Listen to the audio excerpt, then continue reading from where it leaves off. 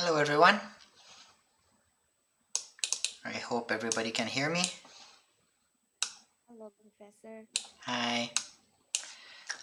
So before I go ahead with today's topic, I just want to make sure how much time we have left. Uh, um, duh, duh, duh, duh, duh. So the calendar finishes on December 8th, correct? But December 8th is supposed to be a Monday. Now, uh, I wanted to ask you if anyone has a Monday class that they need to take on that Wednesday.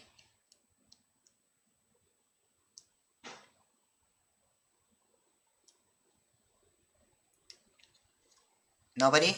Excuse me, I didn't understand. Pardon me? I didn't understand what you asked. Oh, okay. So the semester officially ends on December the 8th, which is a Wednesday. However, it is supposed to be a Monday lecture, right? So I wanted to know what your schedule is like. Does anyone among you have a Monday lecture that they would be taking on that Wednesday?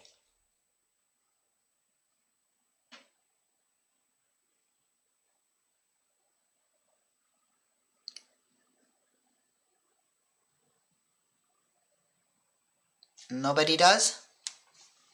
So it's just in terms of scheduling the exam. So because if one of you has a lecture on that day, then obviously we cannot do the exam on December 8th, right? Because your regular schedule takes precedence.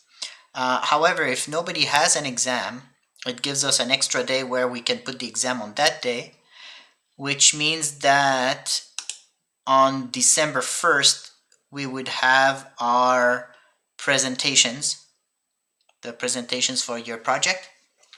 We could hold them online on December 1st. And that means that we would then have this week, next week, and the following one for lectures. Right? So if one of you has an exam a class on a lecture on December 8th, in that case, we would not do the exam then. We would have to do the exam on December 1st, which would give us 1 week less lectures. Because I have enough material, particularly with the technical difficulties we had last week. Um, I have been running over a little bit. So is it okay if the exam is on December 8th then?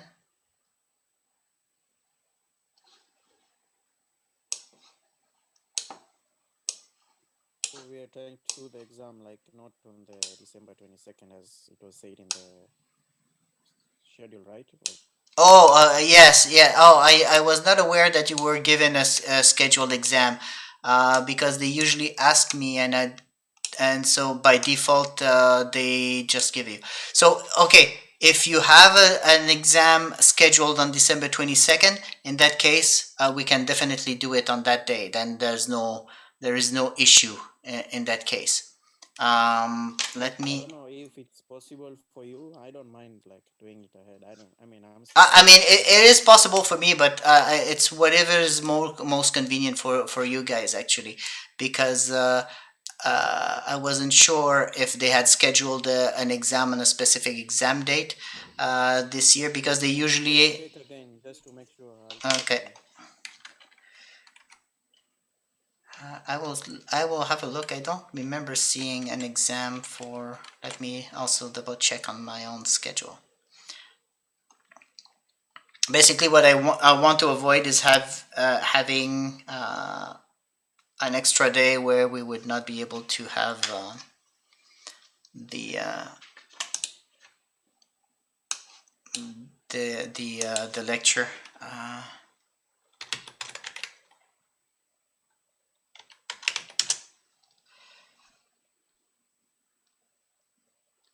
um,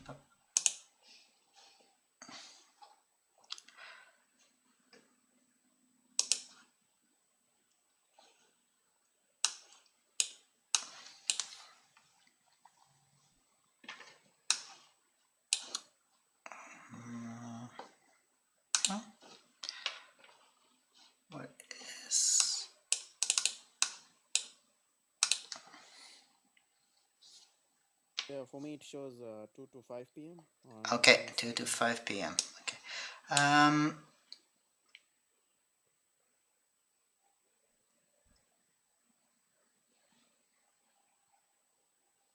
exam.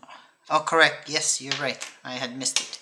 Okay, so in that case, whichever, I can do it also on the 8th if you prefer. But if you want to have a bit more time to study, it's okay with me also, and we can hold it on the 22nd. So a brief show of hands if you prefer to have it on the 8th.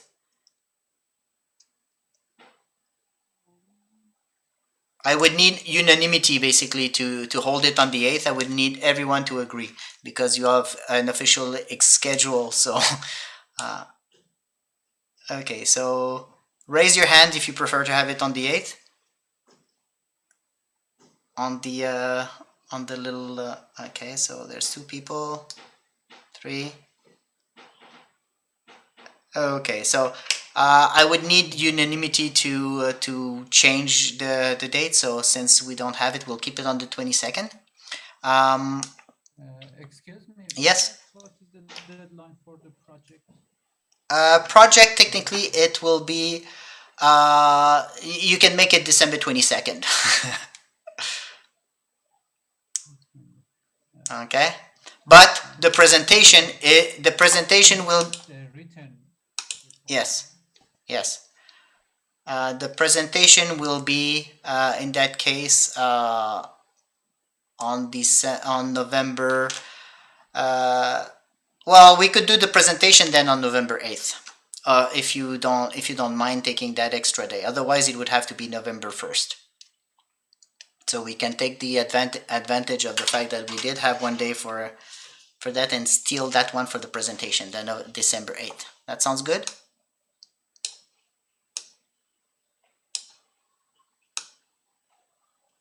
To everyone, so that,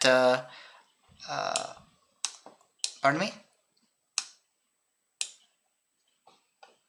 It's good with Yeah, it will give you 1 week more than what I had anticipated. I had anticipated doing it on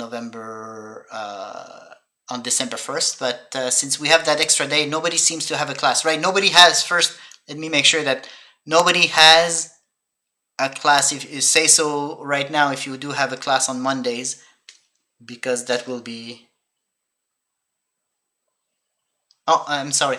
So what I was proposing was, since you have the exam on the 22nd of December, I was proposing to use December 8th, which is not technically an official day of class for us, but to use it for to do your presentations, your group presentations.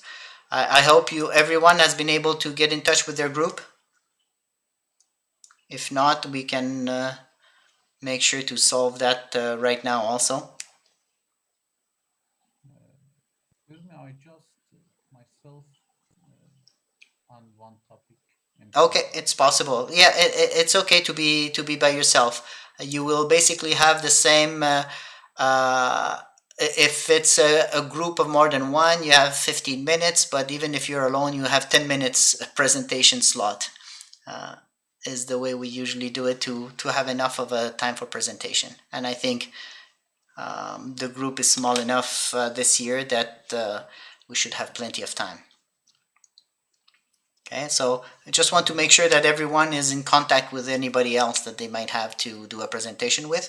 And if not, then, so if you have missed some members of your group, so that you can start preparing for that presentation on December 8th.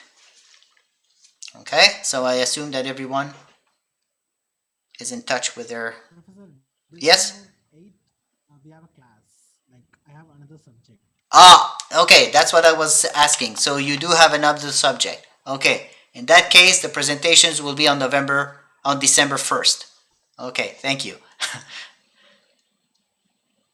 That's why I was asking if someone had the class on Mondays, because the class of Wednesday is the Monday class, right? But if nobody had a class, then we could have gotten an extra lecture a day, because there's certainly enough material that we could have covered an extra day. So I just wanted to give you the maximum. I may upload a separate video just on extra material if need be. Okay, in that case. So Professor, December 8th is Wednesday, right? yes, it is Wednesday, but it's a Monday schedule. It's a Monday schedule. Okay. Yes, that's why I was taking it as an extra slot. If nobody had had a Monday schedule, a Monday class, then we could have snuck in the presentations on that day just to get an extra day of fun. But since someone has a Monday class, then December 1st will be your presentations. Sounds good? Okay. When is the submission of final date for submission of paper? The paper will be the same as the exam, December 22nd. Okay. Okay.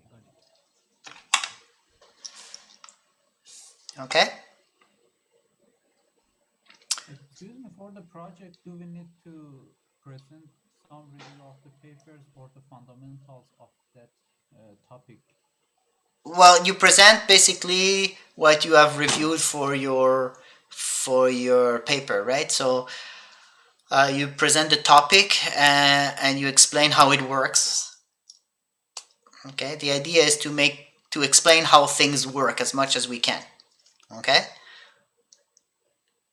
so We it don't want the papers that worked on that topic and the results that they got from their papers.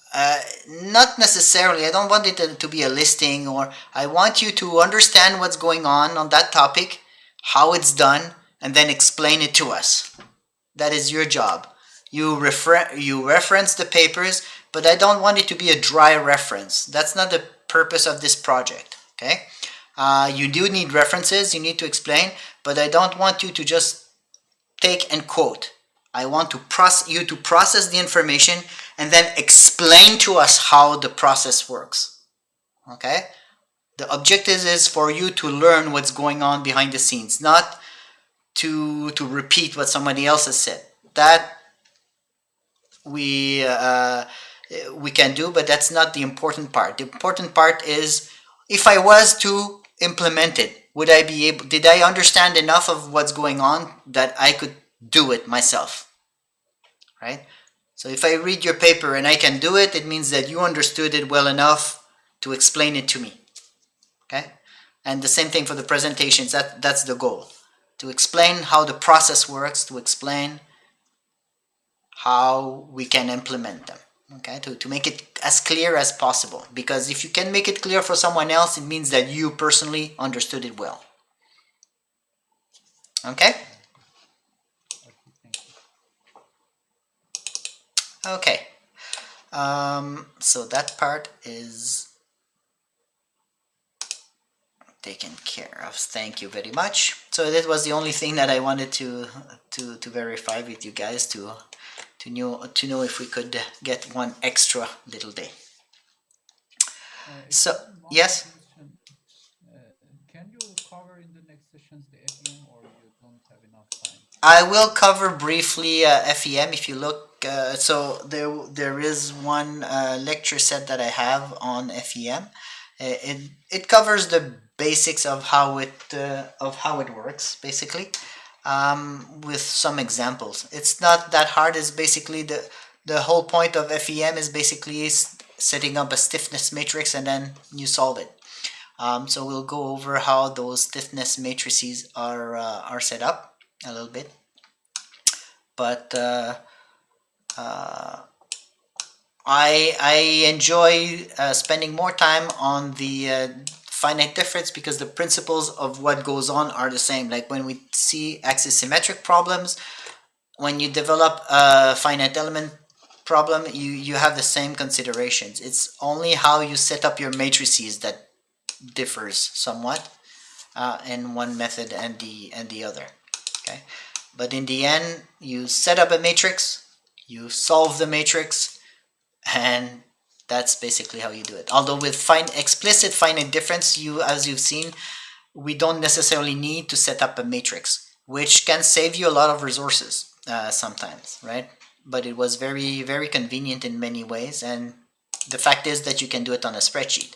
So my purpose is, okay, you can develop your own method. Even if you do some research, you can set up your own model, your own um, uh, your own solutions. And even if all you have is a spreadsheet to solve your problem, you can still do fancy things. Even if you don't like to program, you could technically validate a method. Okay. Same way, if you're working on an actual real life project in design, you can use a spreadsheet to solve very fancy things. It's not the most efficient, but if you don't like to program, sometimes it's enough. Usually, if spreadsheets are best to prototype things, right? And then you can check it against the program that you're building, so you have a secondary tool. But definitely, the finite difference is the most amenable for spreadsheet. You can do finite element also, and maybe one day I'll take some time to try to set up the problems, but it's a little bit more work in general. It's less direct. So I think last time we had covered the setup of the problems for the axissymmetric, and the key points that we had remarked on those is that you needed to have a problem that has, so it's essentially a 2D problem, but that mimics a 3D problem because you assume that you have symmetry. So you could never do this type of problem, say, and in a condition, say you want to consider flow from a well. Okay, if you have a well, you fill it with water, and or maybe you maintain the water a certain level, or you pump out water to maintain it down to a certain level, and you want to measure, the infiltration rates. So this is for steady state condition. Obviously, you can do non-steady state, but remember, when you're dealing with non-steady state, you have to consider hydraulic conductivity and how it changes with the change in water content, because that is non-linear. So you need the soil water characteristic curve to adjust both the suction and the hydraulic conductivity, and so it's a iterative loop in its own right in that respect. Okay, so that's why in these flow we tend to simplify a bit, and we tend to show you the steady state condition, at which point you don't really it simplifies the math basically, so we can have these this simpler little problem. We have done consolidation at time in time dependent steps, because it's essentially a flow through porous medium, but in that case we're looking more at saturated conditions in all cases, which reduces that connection between the hydraulic conductivity with degree of saturation and so on. I mean, you could still go more fancy and change the coefficient of consolidation based on the density. As it changes, you should technically be changing the coefficient of consolidation, but that's we have simplified it for our purposes when we were doing those examples. So when we have axissymmetric flow, it's not fully 3D. So because of that, we cannot assume that we have, we are assuming that there is no current of water in the soil. So the soil surrounding our hole, okay, in this particular case, has a static groundwater table. There's nothing driving water flow inside the geometry. Also, if you tend to have in these problems very completely horizontal soil layers, because any change in geometry is rotated. Okay, so if I have a soil layer that does, so if this is my axis of symmetry, so I have my well that goes there. If I have a soil layer doing like this, what it means is that I have a conic shape, right? Because this is my hole in reality. And for a soil layer to go down like that, it means that all around, so it's rotated, okay? And basically I have a conical shape soil layer at that, okay, below there. Okay, so it's conical shape. It's not a simple sloping ground. So it is symmetric in rotation. You have to keep that in mind whenever you're solving for axis-symmetric flow. So we have a 1 meter diameter well, which is dug in a clay layer, which is 8 meter thick. So this is the same clay layer we had before, but the well is only 1 meter in diameter. And we have an isotropic hydraulic conductivity. It may not be isotropic. It could be different in the vertical and horizontal direction, but horizontally it has to be isotropic to do an axissymmetric problem. So in the x and y direction it must be isotropic, even though if it's not isotropic in all 3D space. So we want to find the hydraulic head within the clay layer at steady state if the hydraulic head in the well is brought to a depth of 5 meters from an initial depth of 1 meter below the ground surface. Okay, so we assume first our conditions at steady state, okay, which implies that our variables there are equal to 0. So we just convert everything into difference equations. Okay. And what it means is that our little equation here is a function of the neighbors.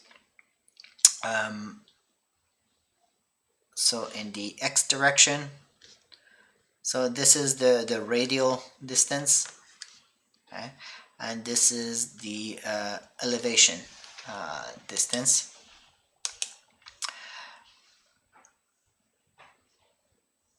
Okay, so we have had, we are assuming that it's fully isotropic, so Kr is equal to Kz, and so we have been able to eliminate them from the equation because it's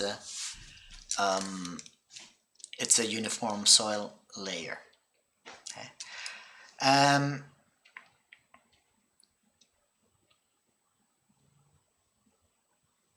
And so in the z direction we have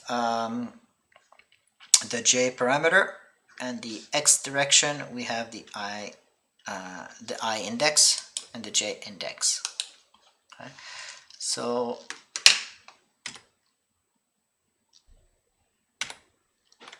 to solve a problem such as that one, we would have to, oops, I think I need to reset spreadsheet. I did not have a prepared sheet for this one, but it should be relatively simple to set up, I hope. So here we can have our x. Okay. We have our x, and let's have our z. Z, we still call it the depth in our particular case, so let's create a parameter sheet. So sheet with variables.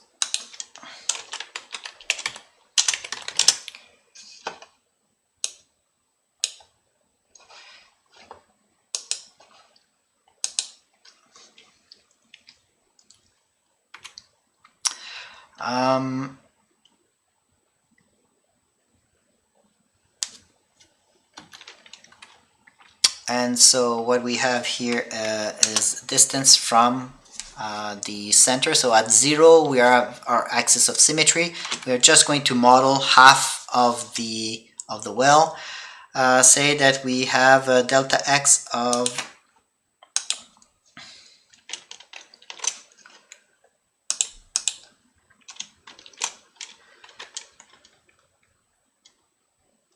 delta x of 0.5 meters,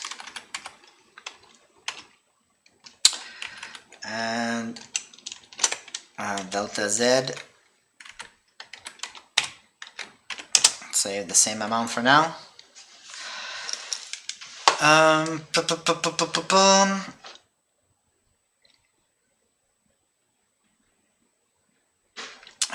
Did we say in the question, let me go back to the question, if how deep was the well?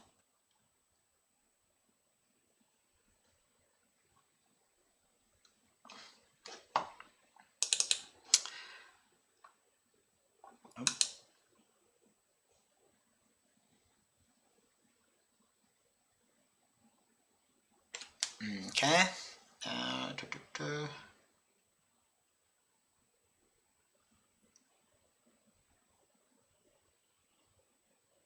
We're just stating that we're bringing the water level to the bottom, so we can assume that the well is 5 meters deep and we're basically draining, keeping it fully drained. So we have our delta x, our delta y. R will be, or instead of delta x, let's call it delta r. No, keep it delta x because we don't want it to be confused with the r term. And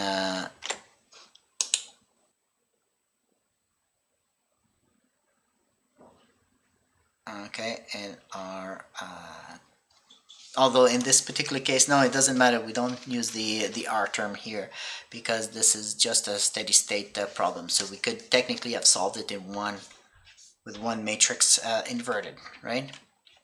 But that's not what we're doing here. What we're going to do is just keep our distances or our elements, and we have to be aware that we do have a r term in our solution there. Okay, so let us indeed go ahead and call this delta r. Delta z.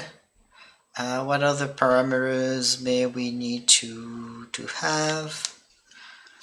We may need to have the max iterations just for fun, and iteration indicator.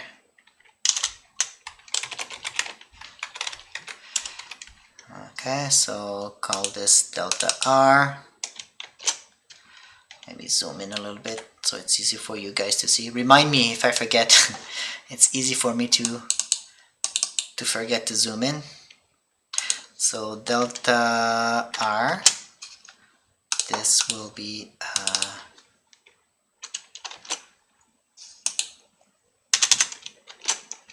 delta z,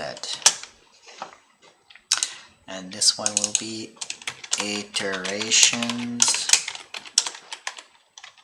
Although in this case we could probably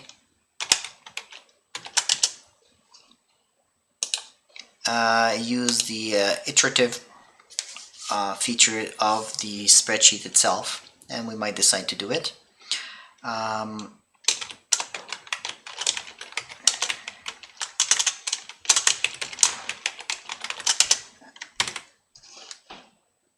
that's supposed to be iteration. Okay.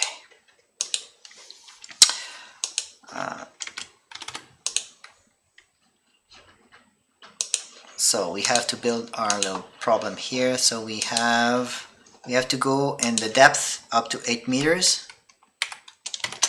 So that's that plus delta z. Oops.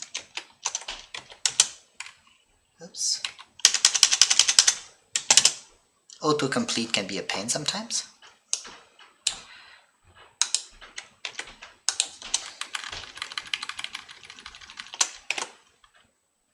Okay, so 8 meters is good enough. And now we have the value of x,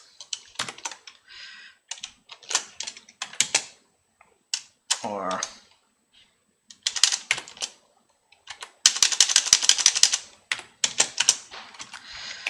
now it's a bit more difficult to know where we have to stop. We have to have enough room that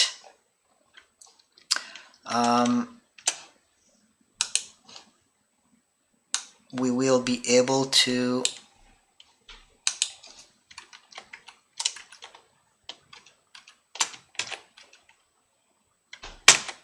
so let's go to 20 meters.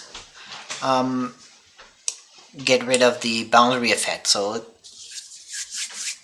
it's always a little game. It will depend on the geometry overall, what is good enough.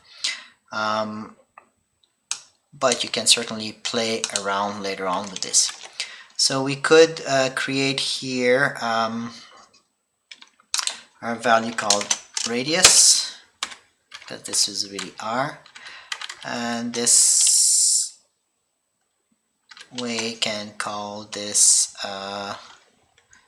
z if we're going to need it at all in no, we just need the delta z, right? We don't really care about z itself, so we can keep the value for z there, and we just go ahead and copy our little formula that we had. So we have the neighboring, so first the boundary conditions, right? What will be the boundary conditions in this case?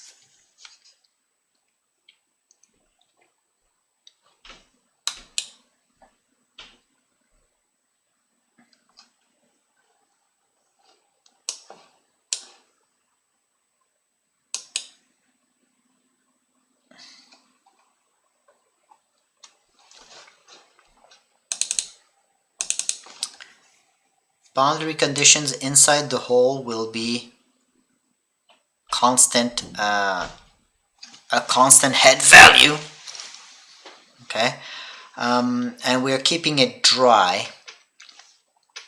So basically, definitely up to here.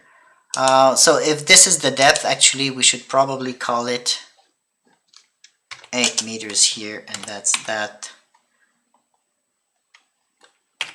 Okay. So we're going to a depth 5. Okay, so if we're at depth 5 at the bottom of the well, let's say that here we have, in terms of depth, so if the hydraulic head is 8 meters at 0, the hydraulic head is 3 at this point.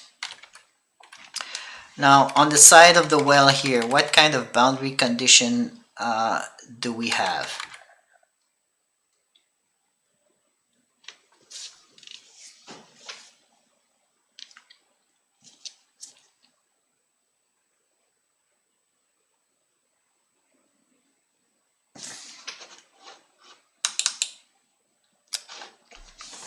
We could have a potential seepage phase, for instance, and the potential seepage phase would say if so if we have a negative value of hydraulic head, then we assume that we have a no flow boundary in the x direction.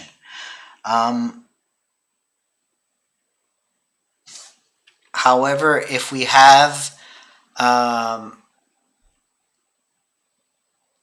value of so because we are assuming that this is just a well that's open, so we can potentially have a seepage and water flowing into the well from there, from which it's going to be extracted. So at the bottom here of the well, we do have a constant head, which is 0, because the hydraulic head here is 0. Okay, So if this is Z is the depth, actually let's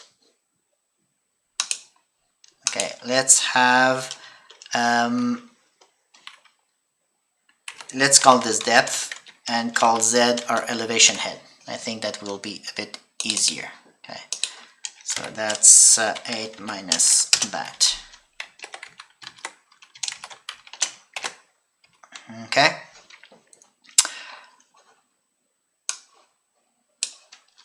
So here we could have a potential seepage phase, and the potential seepage phase, as I was saying, so it depends on the value. If you have a hydraulic head that is negative, it means that you are undergoing suction. If you have suction, then the boundary of the soil is now like an impervious barrier. Okay, so because otherwise, if you assume that you have a constant pressure head, then the outside becomes a place from which you can absorb water. Okay, but this is not the case. So but however, if it's positive, okay, if you have a positive value of the hydraulic head, then it should become it should have a hydraulic head that is equal to the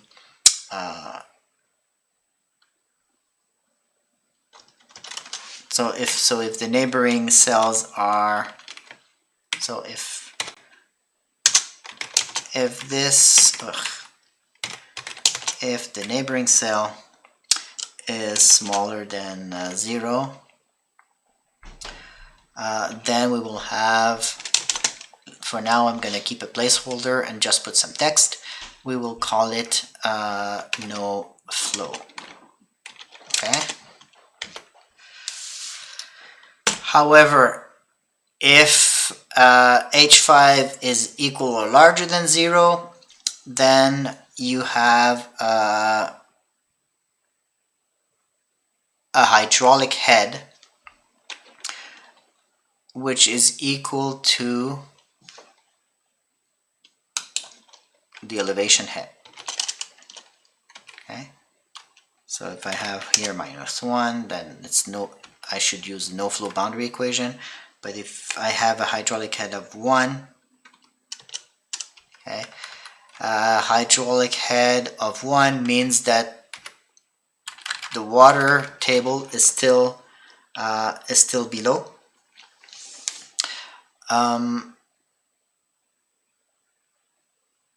But now you can have movement of water outside, right? So the pressure head, what is the pressure head?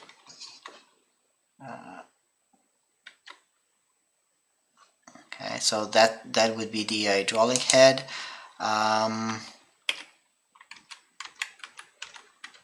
Okay, so for the rest, what would be the boundary condition at the ground surface? At the ground surface, We had impervious rock. yes, at the bottom we have impervious rock. The pervious rock, so this will be no flow. Okay, and at the distance of 20,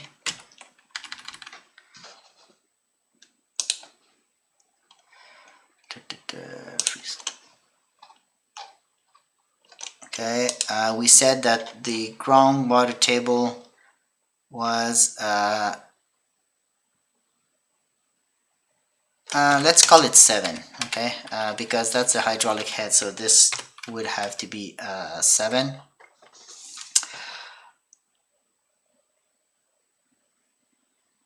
Okay, so it's not so much, it's if H5 minus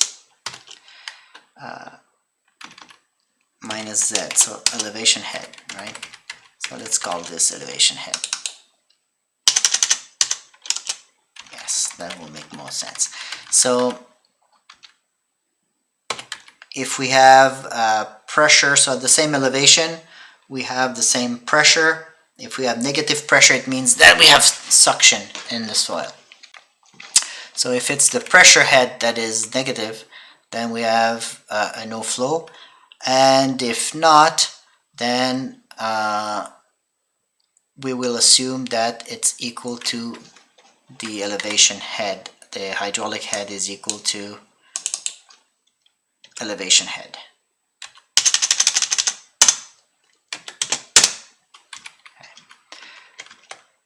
But here we said the initial groundwater table is 1 meter below, so 7. So that's our boundary condition all through our lateral. And at the bottom we have no flow boundary through the throughout this value here. Okay.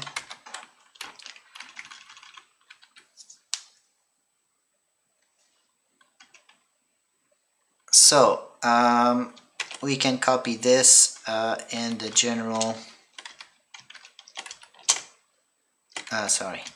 Now what will be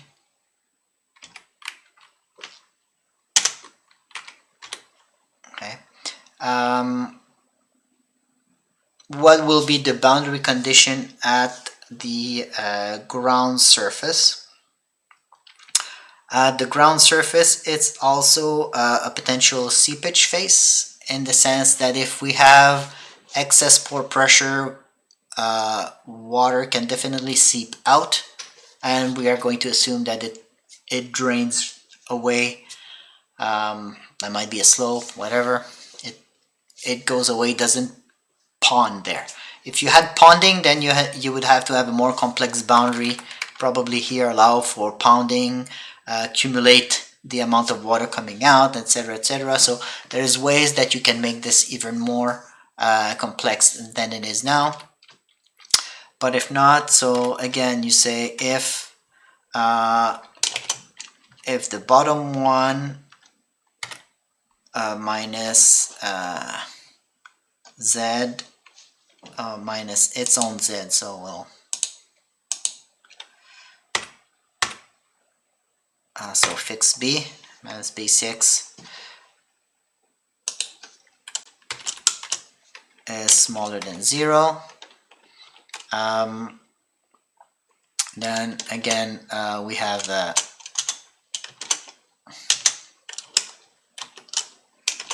no flow, okay,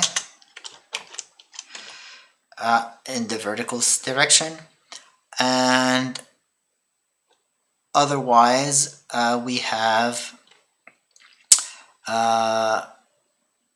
a pressure a hydraulic head that is equal to, so the pressure head is equal to 0 there. Okay.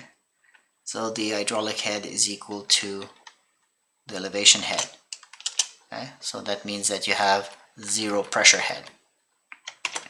And that will be true for all of that boundary. So I know I don't have all my equations right now, and it's okay, we're gonna fix them pretty soon. Okay.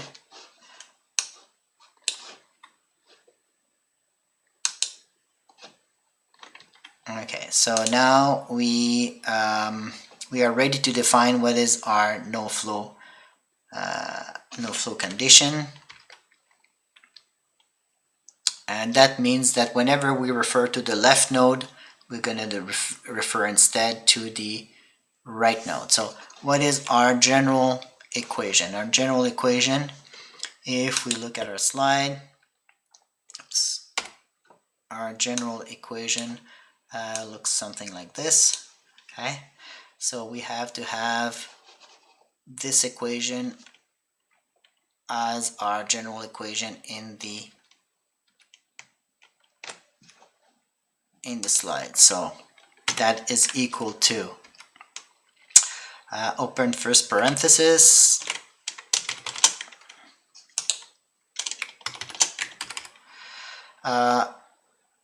the two side neighbors divided by delta r squared. So that's equal to that neighbor plus this neighbor divided by delta r squared plus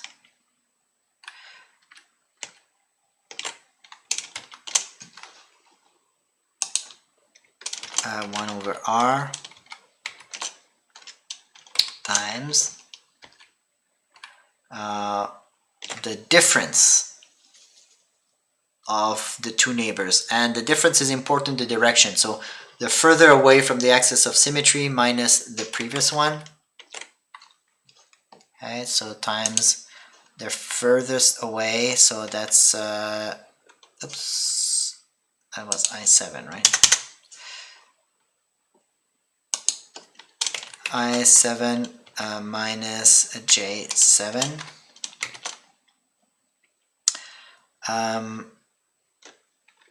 divided by 2 times delta R. Okay.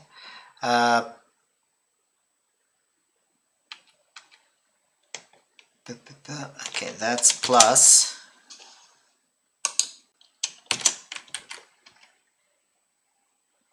and now we have the delta Z term. Delta Z term, so just the sum of the two vertical neighbors plus this one plus that one divided by delta Z squared, and the whole thing is multiplied by delta R squared delta Z squared divided by 2 delta Z squared plus 2 delta R squared.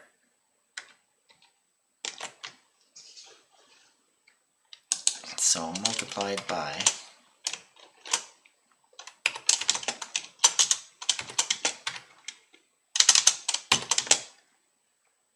right?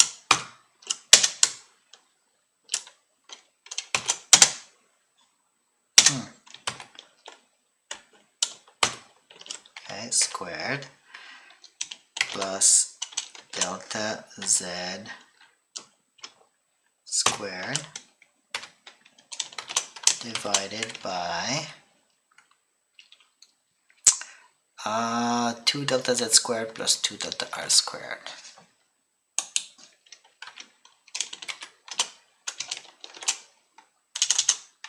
2 times alright, why do we have something like that? It should be,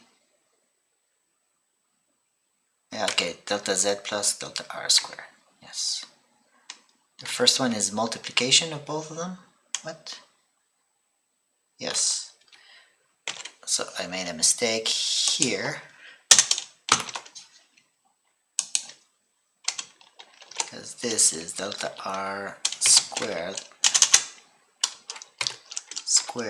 plus delta Z squared.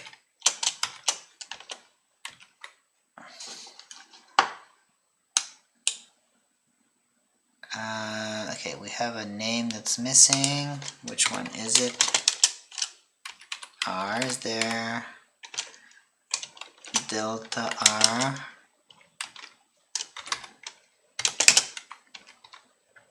Delta Z.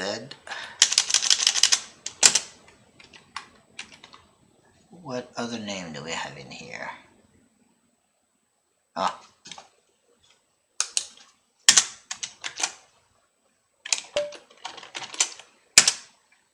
Okay, perfect. So that is the formula that we want to use generally. So we use this formula and we're gonna plug it into our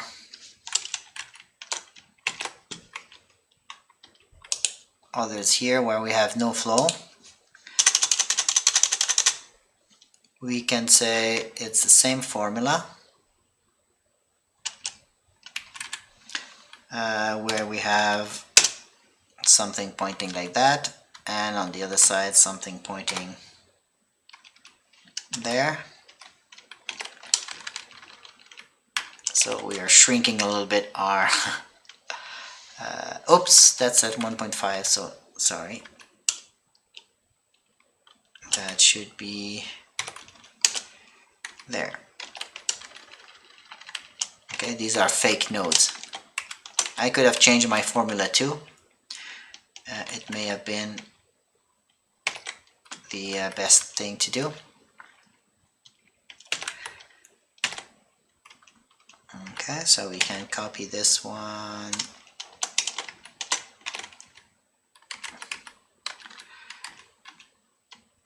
And we have the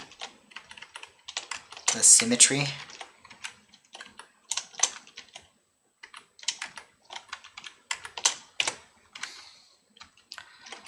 Okay.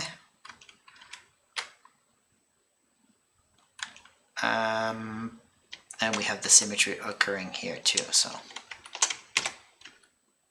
since we're not changing the formula,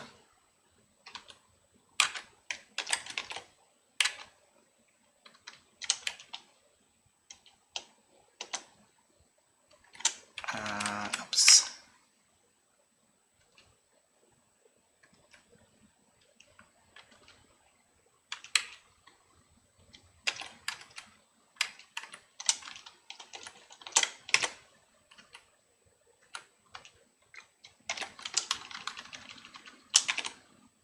Oopsies.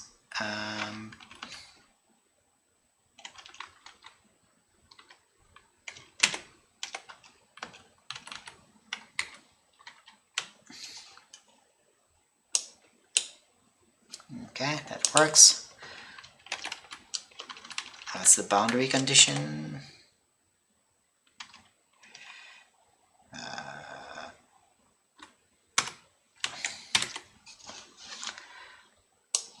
So if we're having trouble with references, one thing we can do is definitely use the iteration formulas to solve it instead. So we personalization calc.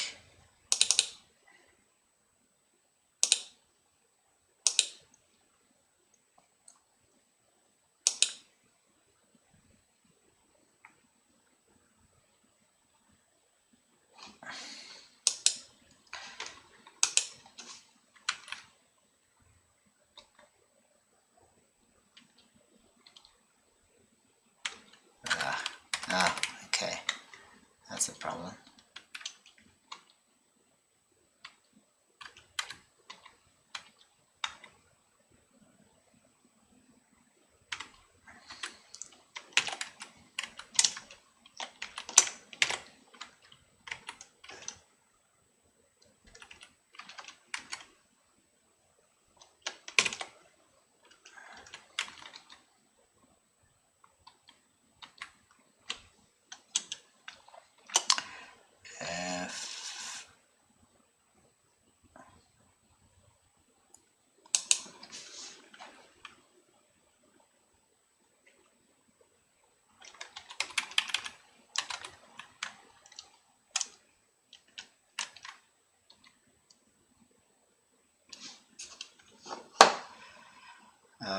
We have to go to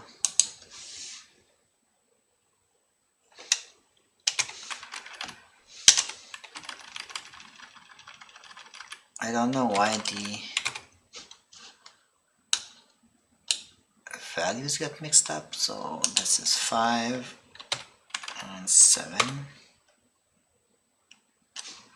Oh, okay.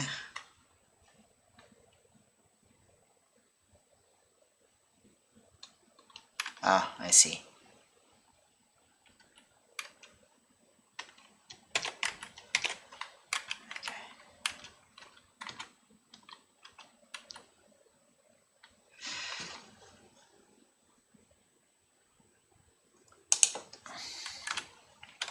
if J6 minus Z smaller than 0,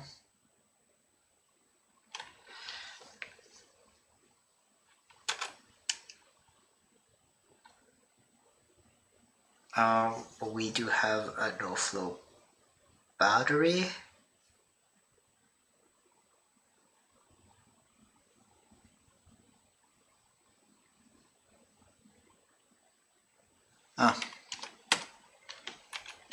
That just copies this formula there. This is if that minus Z is smaller than 0, then it's J6, otherwise it's Z.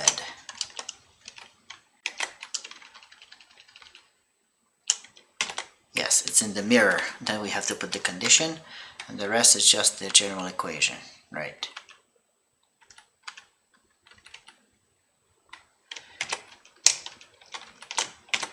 Okay, the same thing goes here. If 2 below, if H6 minus, and in this case we do have to look at this value there, fix on the B, smaller than 0, then it's H6, otherwise it is 8.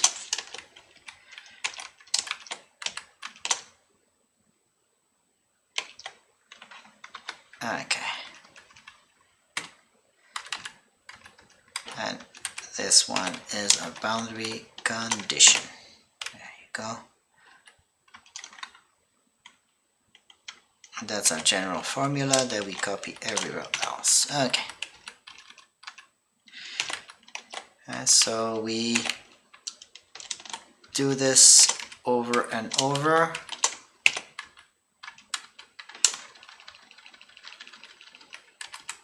Oh, and we missed the bottom one. That's okay. We will come and fix it shortly.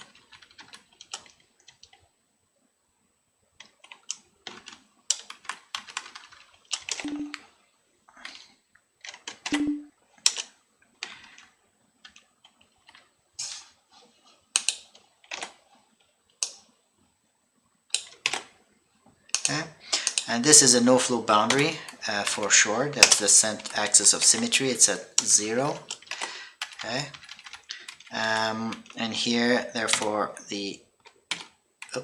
this one goes all the way here. And on the mirror, that's where we say if the previous one, if this one minus its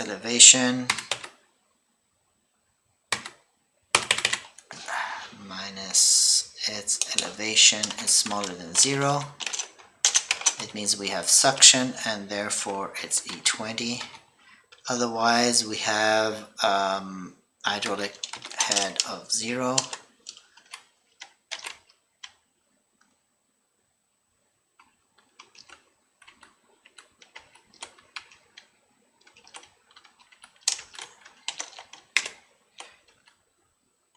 And eventually we can let it calculate itself,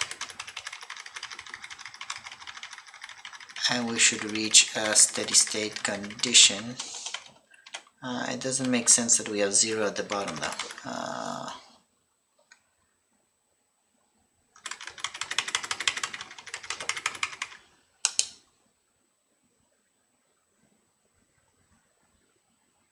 Oh no, of course not.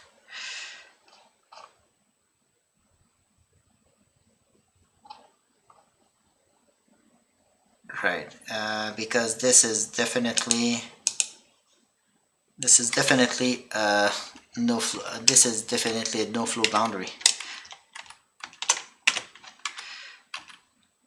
Oh, sorry about that. Okay. That is definitely a no-flow boundary, and we should be stabilizing around 3, around there.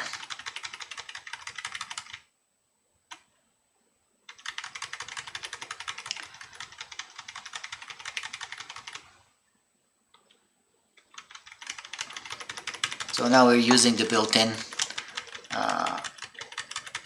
we're not using the macro, we just use the built-in iterations from the spreadsheet.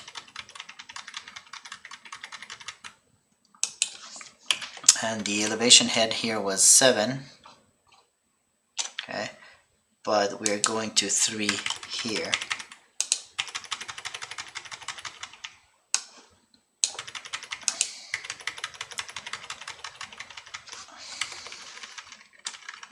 And eventually this will stop calculating. We could have used the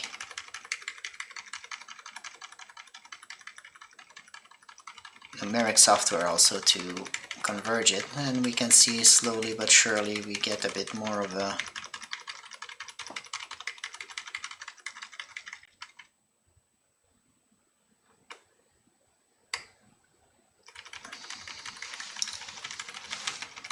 it can take a while to finish calculating.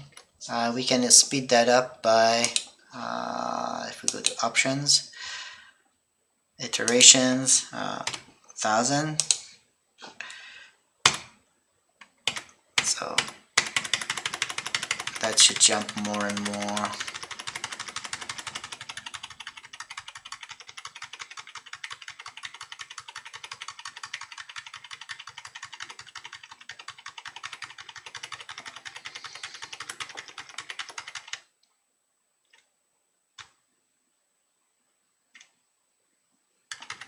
But we are getting to more and more stable values, as you can notice.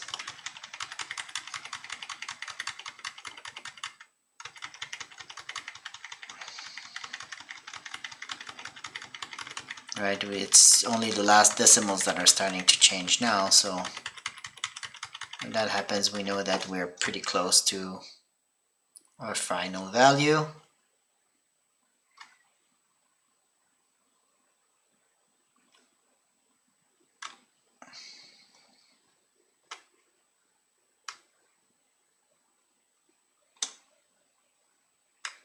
Okay.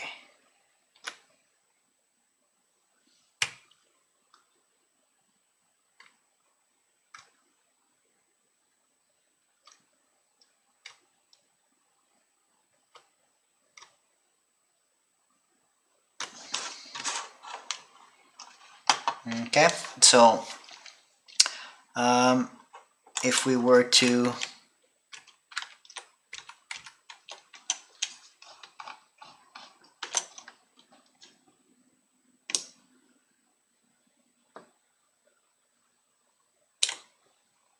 oops,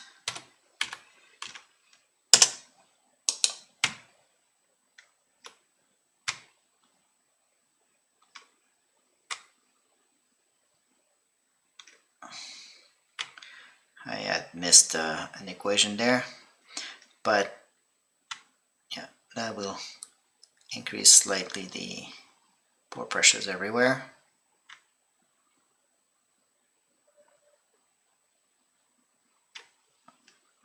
Okay, and so we can definitely get these things formatted so we can see some color. Format, conditional formatting, color scale. Let's say the maximum pressures, we want them to be green, and the minimum to, or the maximum to be red, percent. Okay.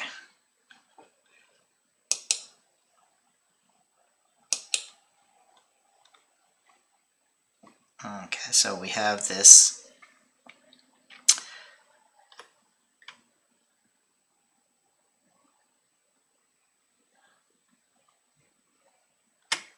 Okay.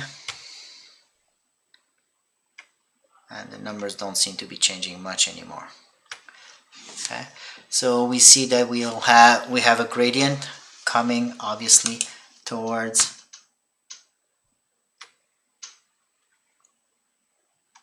towards our well.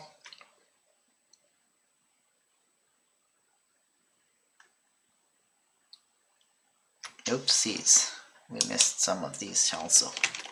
That happens with freeze panes. So these should definitely have been the same there.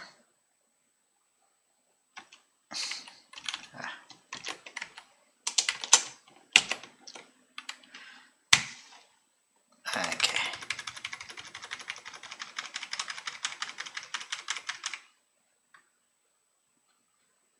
Okay, so we get an idea of where the hydraulic head will be migrating towards and our contour lines. So we can see the flow going downward around here. Okay, we have a no flow condition, and so the flow will be migrating slowly downward because we have negative pressures up here. Okay. And so up until we reach here point 4.5.11, so here this yellow mark here is where we will have some water drifting into the well, and above that the water is moving downwards. So if we had our contour lines, we would see them nicely there. Okay. So I could do this also with the logical condition, so that it would just be dark and light. But I think the color being what it is, you get already a good idea of how the contour lines would look like, basically circles around the base of the well, right? So that's what you would get with axissymmetric flow. So let me save this, so we will be able to, that's a 1 meter well.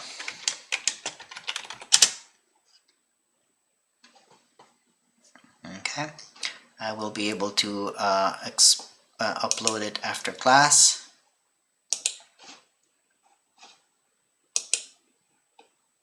So that you can play with it also at your leisure.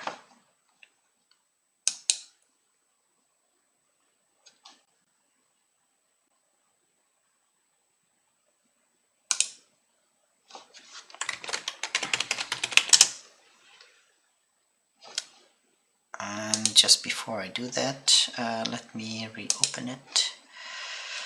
Spreadsheets.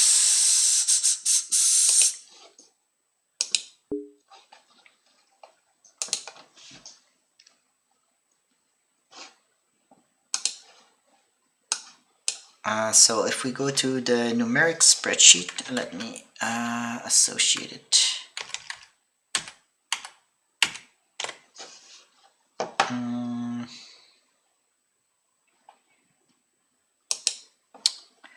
Numeric.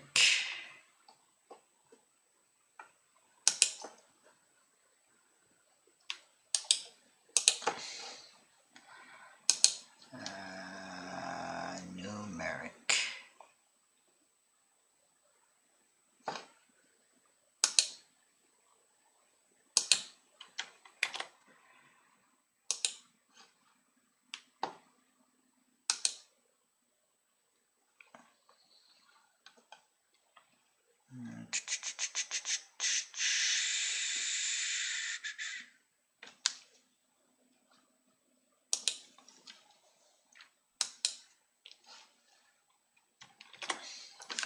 So one thing that we could do here,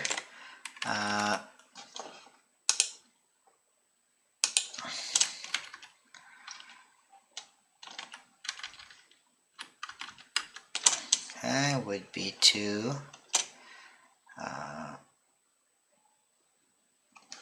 take those values and make contour plot.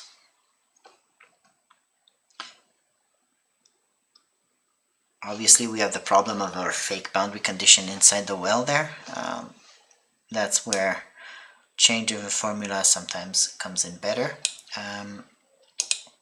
We could also have a matrix, but that gives us basically what we had in the as a new graph sheet. And let me modify the axis.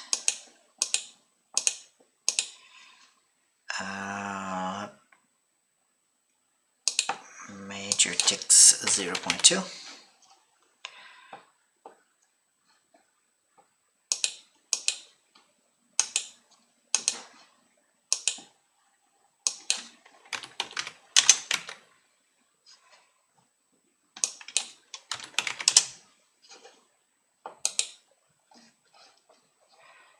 Okay, so that's the kind of contour lines that we're getting with the water flowing to the bottom of the well.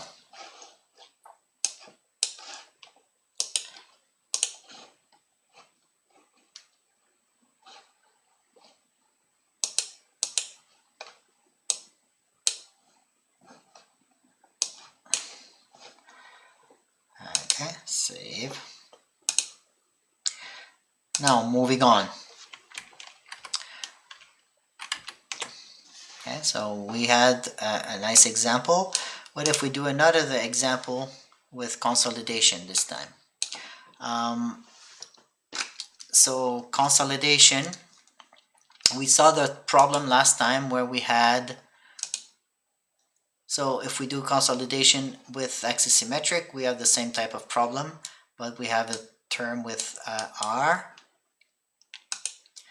Okay, and so let's try to solve the same problem we had done last time. You remember we had taken our problem, first time we did 1D with a footing that was 2 meters wide, and so we had done it 1D.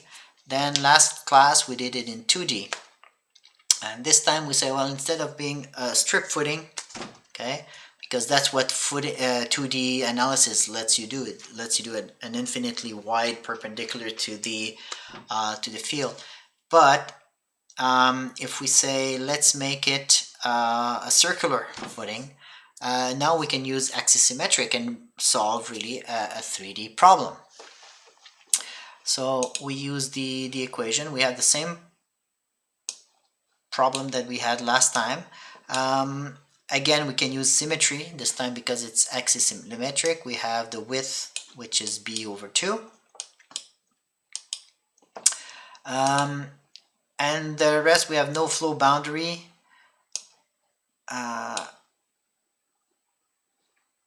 So now in this case, we want to say that we have free draining everywhere, okay, for this consolidation problem. So it's only the excess pore pressure that we're interested in seeing how it will, not the hydrostatic pressure, but the excessive pore pressure. That's what we are measuring. So for that, we have to say that the pore pressure everywhere, U, not H, but U, is equal to 0, except below the footing where we have no flow allowed, and at the axis of symmetry where we have obviously an axis of symmetry. So the stress distribution will be different than last time. Last time we used the strip footing distribution, and this time we have to use a circular load distribution, right? And so the governing differential equations also will be the one for axissymmetry. Okay? And again, if we solve for the axissymmetric problem, what we end up having is this function there, okay, where as you can see, rho is basically ch times delta t over r squared. Okay, that's rho h, and rho v is cv times delta t over delta z squared. Okay. And so we have three terms. This term,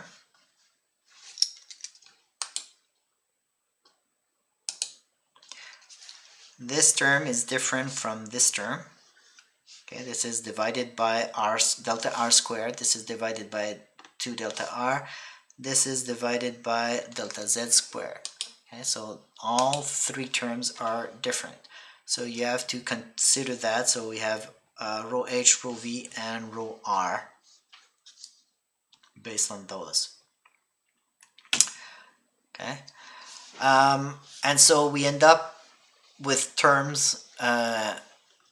This one is second order differential equation, and we end up having terms. So uij at n plus 1. This is the with the explicit differential equation. So at the previous time, at the same node, we have 1 minus 2 rho h minus 2 rho v plus rho h times the sum of the neighbors on the horizontal, plus rho r times the difference of the neighbors. Okay, so this term is different from what you have done in the past. Okay,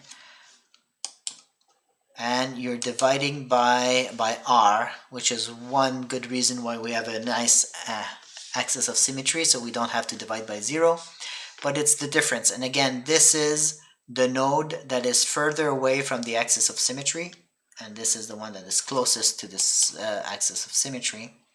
So 1 over r times those, plus rho v, so that's in the vertical direction, times the sum of the vertical neighbors. Okay, so obviously these don't matter so much because they're just a function of the neighbors, but this one is the term that is a function on the previous term at the same node. And again, 1 minus 2 rho h minus 2 rho v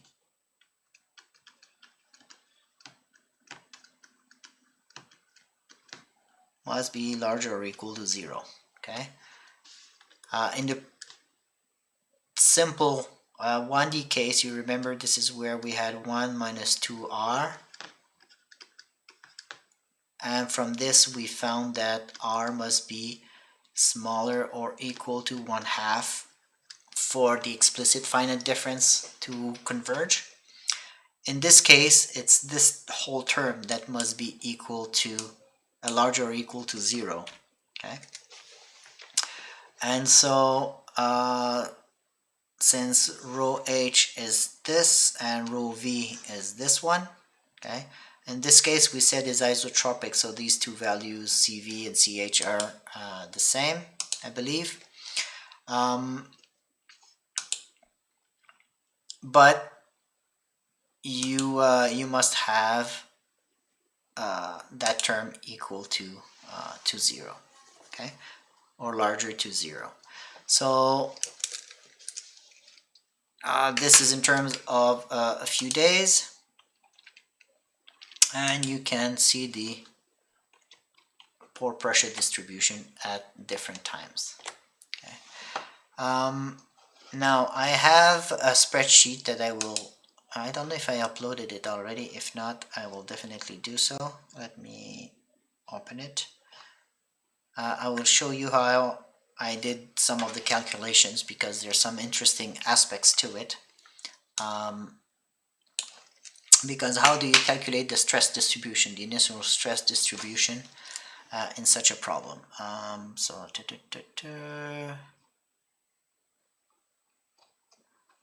Is it footing? I just had it open.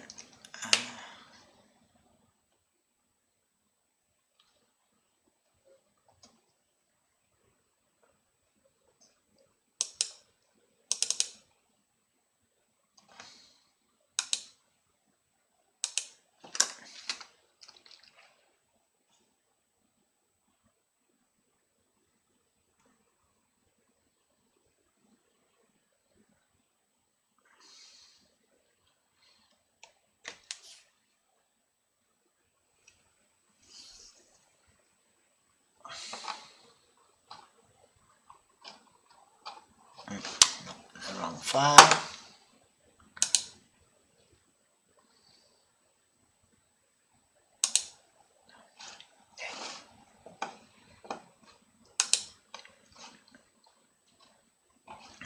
So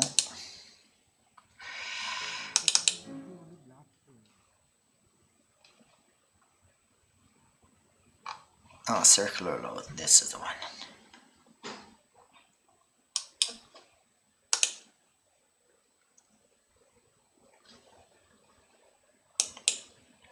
Maybe not.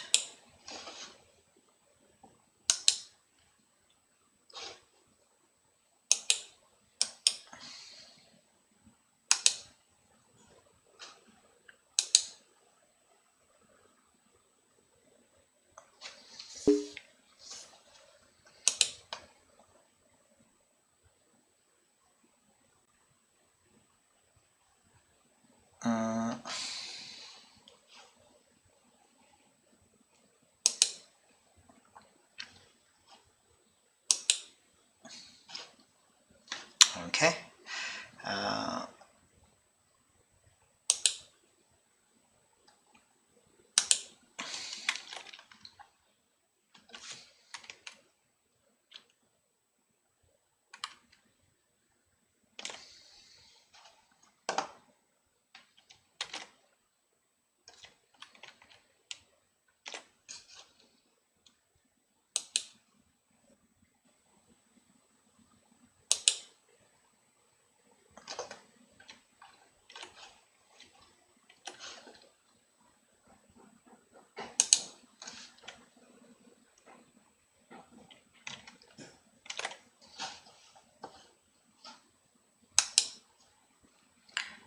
Save as.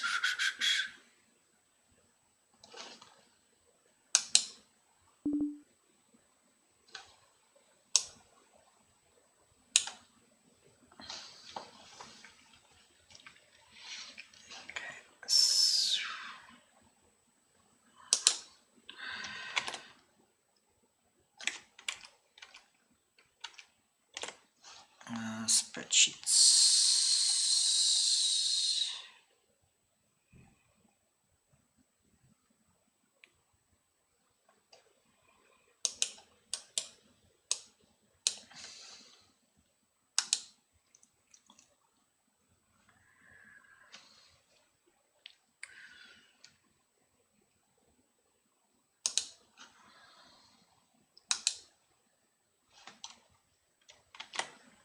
Okay. Now you may ask yourself, okay, how do I go about calculating my initial stress distribution for, I guess we can format this, format.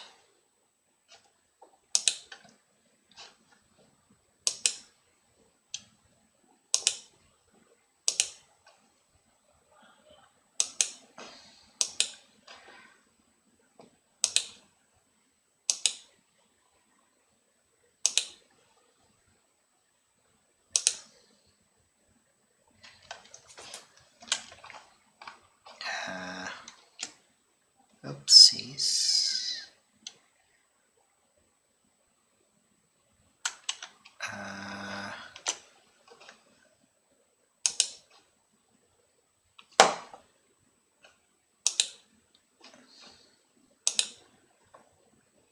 Format percent.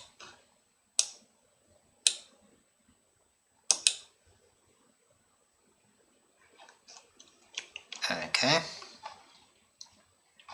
So that's the original stress distribution of the pore pressures and therefore the stresses that you would have. This is just the stress distribution under a circular load. So how did I calculate this? You cannot, so if you remember, there is no closed form solution to the distribution of stress under a circular load. But one thing you can do is go to the load under a single point from Boussinet. Okay. And so the basic load, so in this spreadsheet that I will make available to you, I have defined the delta X, delta Y, delta R, and delta Z. Okay. So delta X and delta Y, having more of a reference to the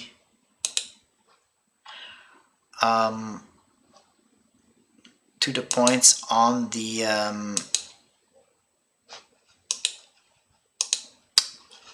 footprint. So here I have created a footprint.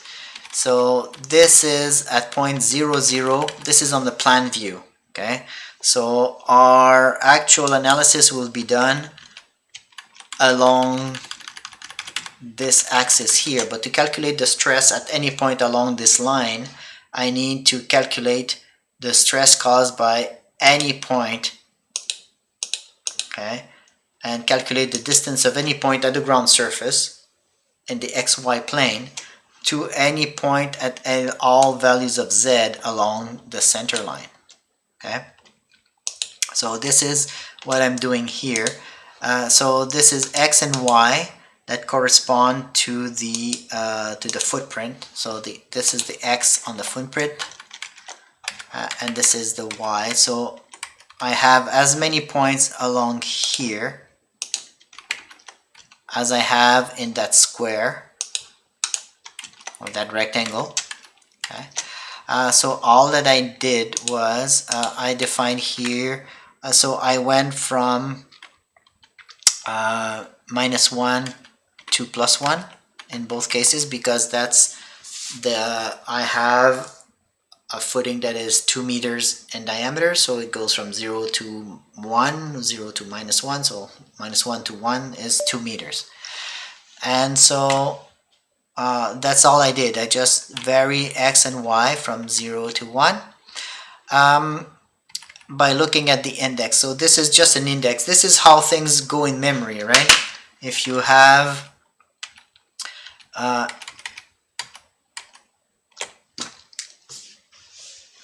so if you have values of x and y, a 2D matrix in the RAM, everything is still organized along a linear memory.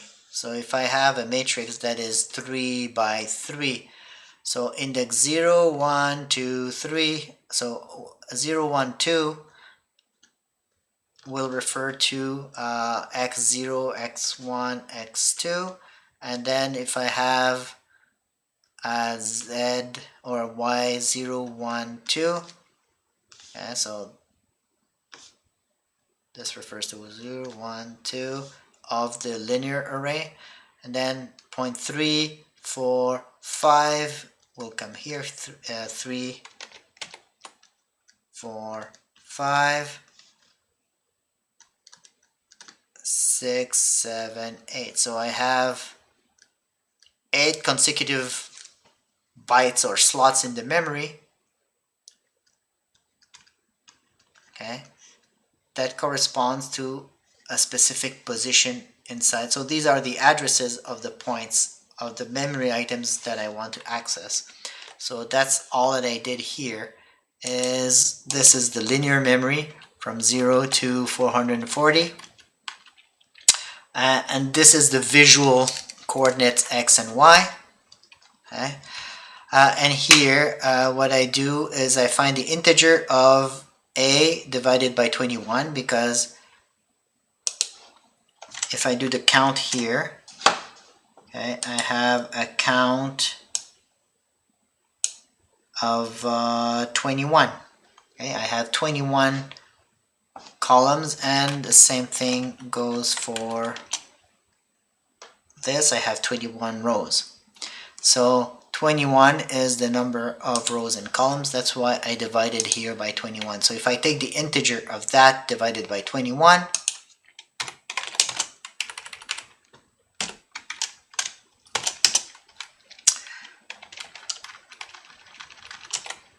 Okay, so it's 0, and once I hit 21, then I go to the next integer. Okay, so that is what you guys basically get here to get the y's that stay constant. So I find the offset function goes to the footprint. This entire thing is called load. See, that's the variable of this entire range. So it goes here. The row that it chooses stays stuck at 0, so it starts only considering the first row, okay, because the first item in the offset function. So offset function, you give a coordinate of an upper left corner of something, then you say offset rows, offset columns, and then how many items to return. Here I just want one cell, so I say one row and one column. That's what it means in here. Okay, so I tell it to go to load, so basically to this position, offset of integer divided by 21. So as long as I'm below 21, it stays on the same row.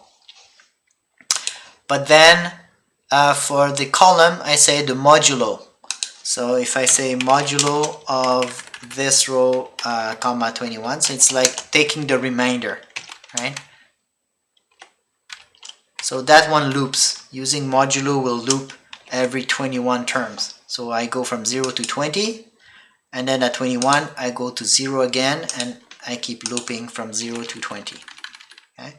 So what it does is it looks here, it offset same row, 0 to 20, and then when you reach 21, the row number becomes 1 and the column number becomes 0 again. So you're scanning that one row at a time. So at position 10, there you have 50, which corresponds to a loading condition of 50 kPa at this position. Okay. So that basically gives you the stress value at that point. Okay, that's how I generated this table, and I used that here. This is just a transpose basically of the x, y, and z of this. Okay, it's just these values, x, y, q, transposed here. Okay. And here what I'm calculating here is the distance, the radial distance along the center.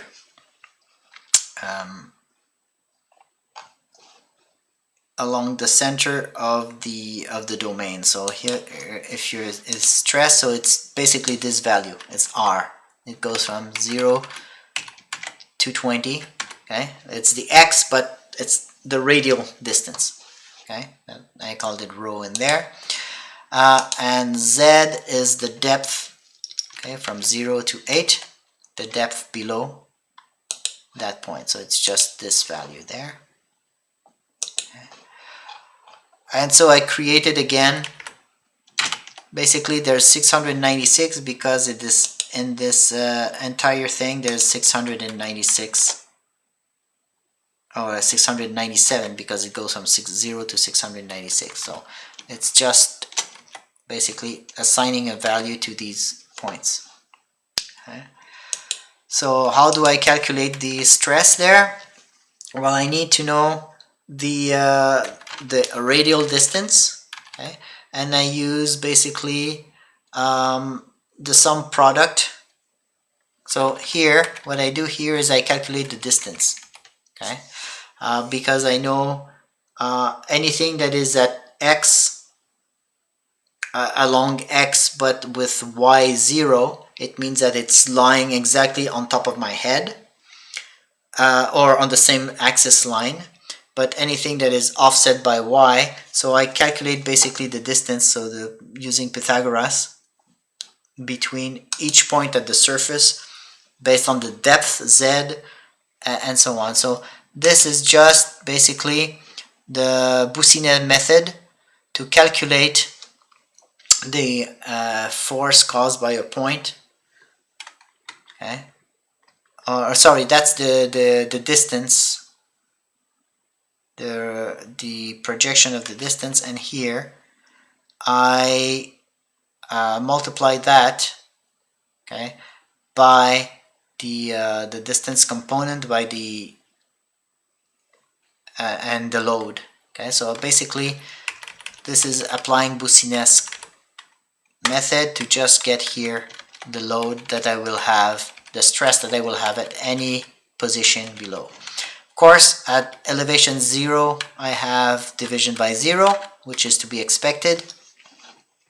So all I'm doing here, so I hard coded, so when I'm below, oops, that's 25 here, and oops, that was a mistake, a typo on my part, sorry.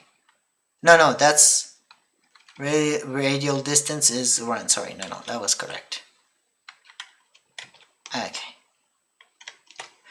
so this is the radial distance, 1 meter is here, so that's the edge. So we have 50 kPa, 50 kPa. At the edge, we get 25.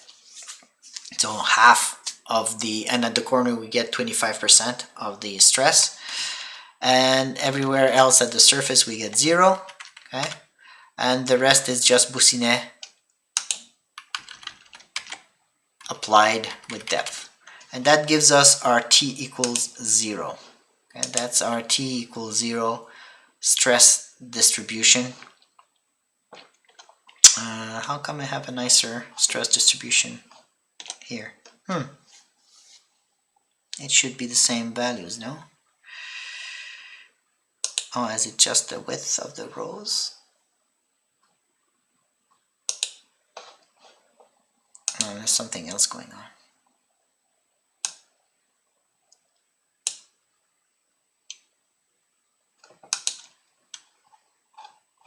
Okay. Anyways, we have the initial stress distribution. And after 1 month, 2 months, 4 months, and eventually 15 years, we have different stress distributions, and you can see how they change over time. So this is how essentially I have created the charts that I have included in the slides. Okay, so this spreadsheet I will also make available to you so you can explore it. But I think the most interesting thing that was in that spreadsheet was actually how we went from the circular footing, okay, to actually have a stress distribution under. Okay, so it's a little trick that you can definitely use in your own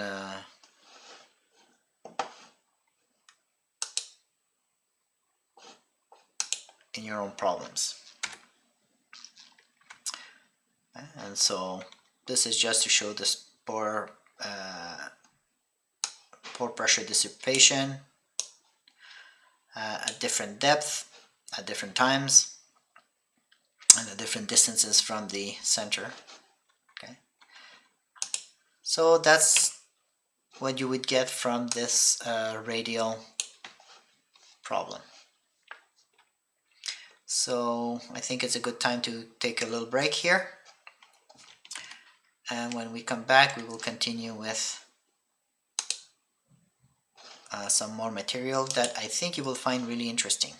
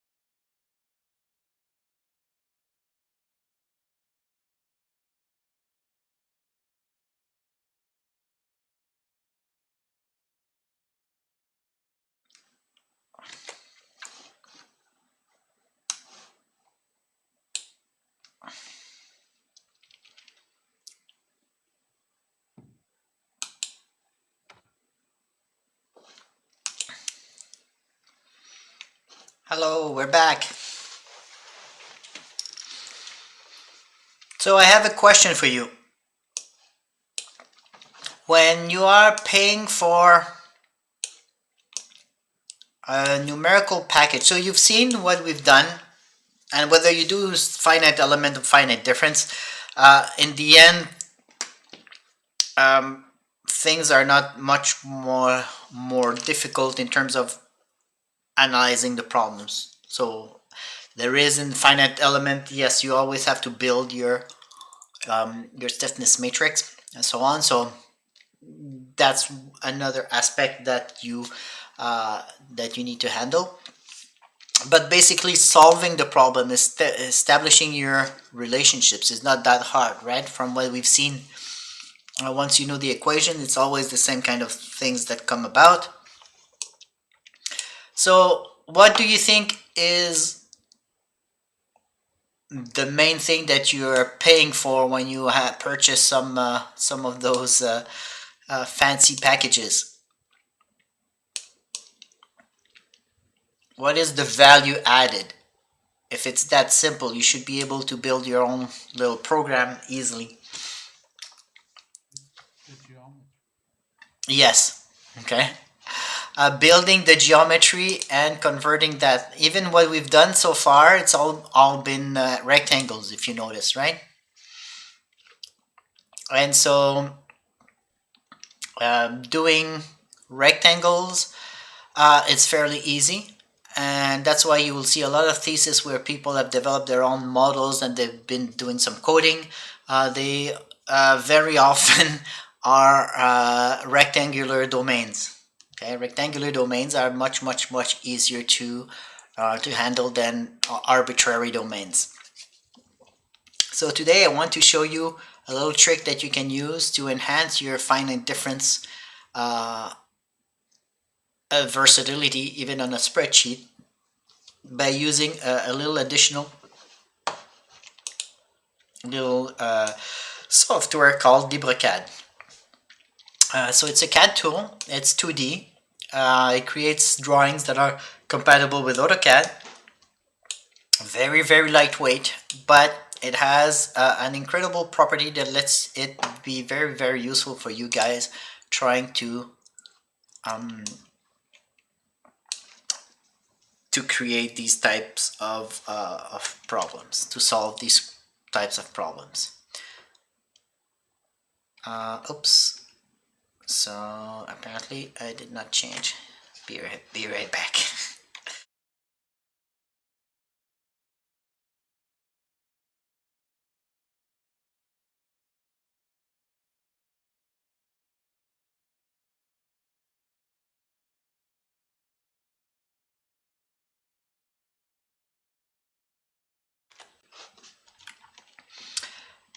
So if we start LibreCAD,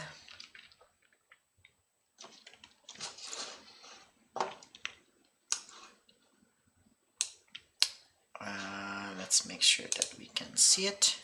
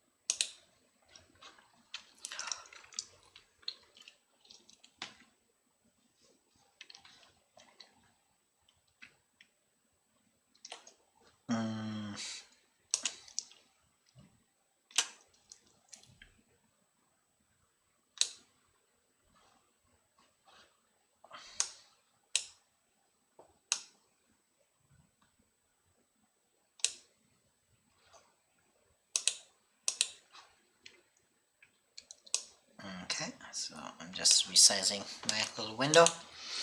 Oops.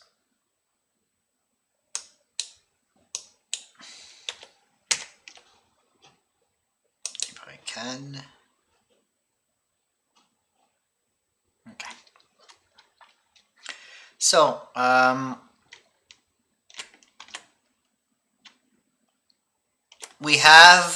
we want to establish the equipotential line for a model sand dam.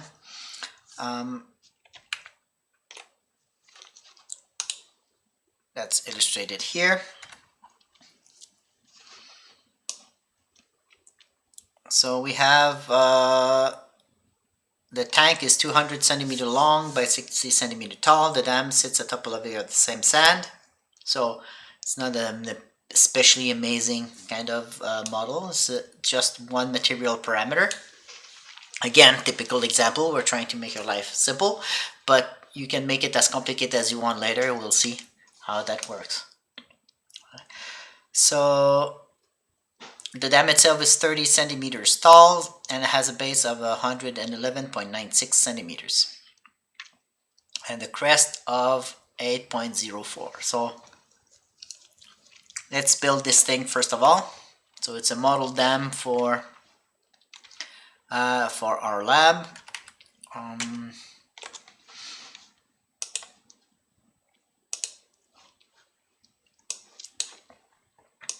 And so we will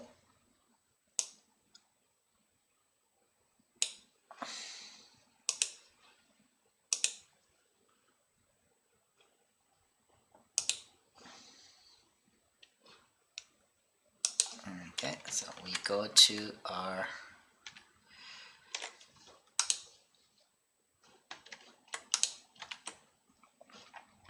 problem.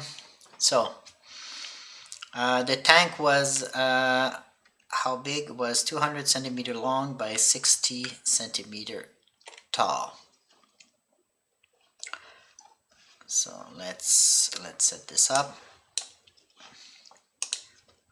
200 long, length 200. Snap at the start. I will give you a link also to this software. It's a very useful little CAD program. It's open source and you can install it just about anywhere.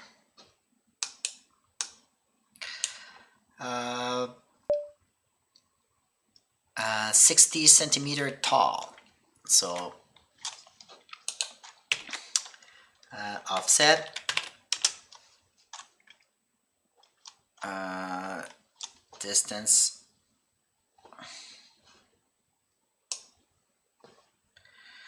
distance 60.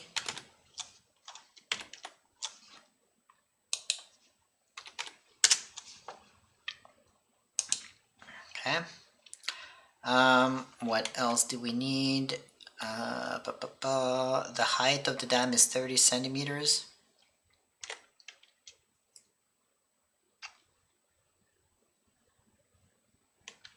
Okay, the height of the dam is 30 centimeters. So we now offset by 30.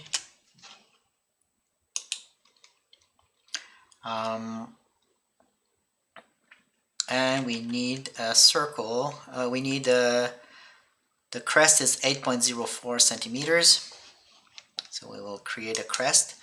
8.04, so 4.02. I will make center as a radius, circle with radius and center. 4.02 will be the radius. And we will snap to the midpoint of the line. So I get rid of all the other snaps down here, except the midpoint. There you go. And that's for the crest. And the bottom we have 111.96. And so 111.96 divided by 2. That's 55.98. 55.98, so that will be our circle.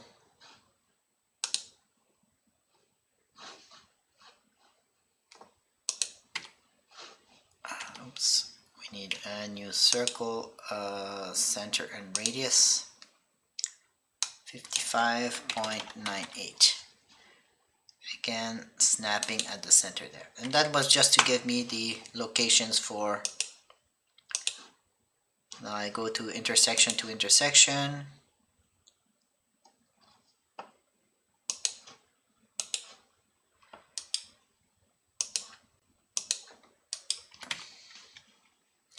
I can get rid of these circles that I only used for my construction.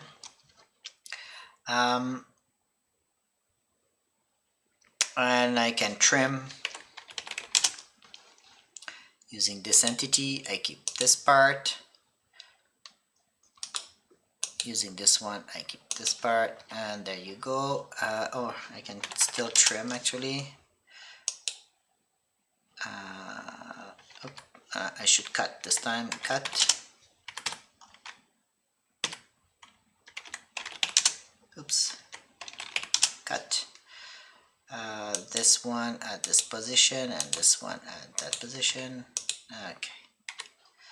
So we can define an entire domain now. Using this, I will create another layer so that I can just fill it with a solid color. Okay, so I have respected my geometry. I've used the information that I had. And now I will create a new layer, which I will just call fill.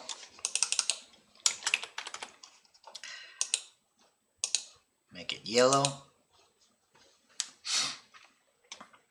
And I can now hatch.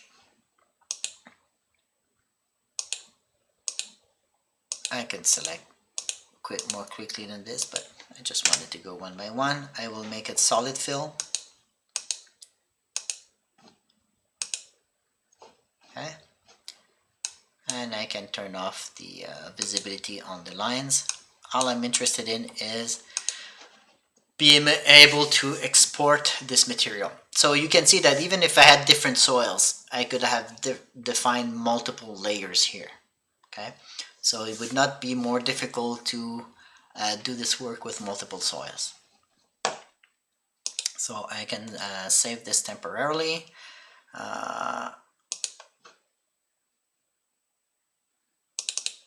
So samples, sand dam.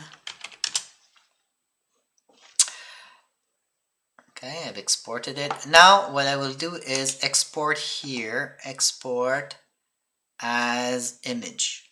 Oh, you don't see the full, okay, the full menu. I'm exporting as an image. Okay.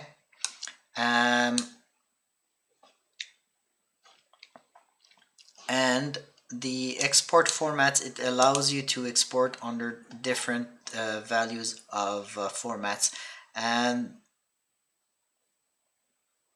XPM is the X pixel map is the one that we will use, okay, in this particular case.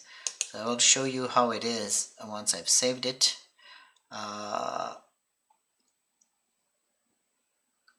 So under solved examples,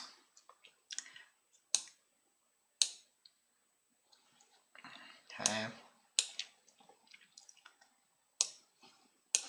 let me add a window in this particular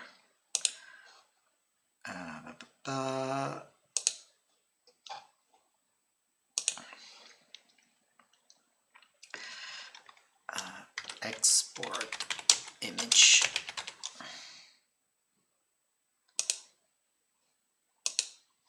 Export image is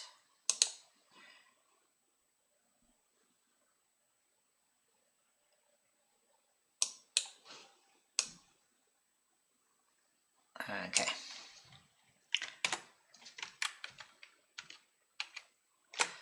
Okay, so we're gonna keep the resolution that we have here with width and height for now. We want to have it colored because just black and white would not be enough. It wouldn't give us what we want, so we don't really care about the background color. Let's just export this. And so the beauty is that if we then go and open that file as a text file,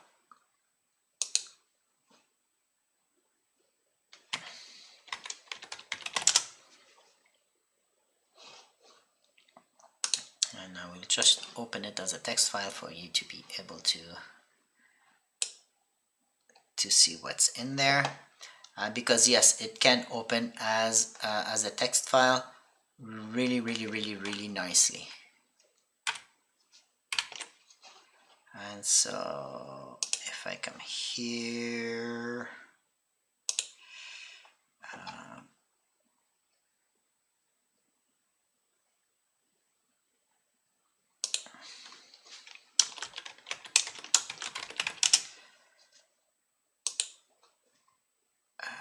gedit,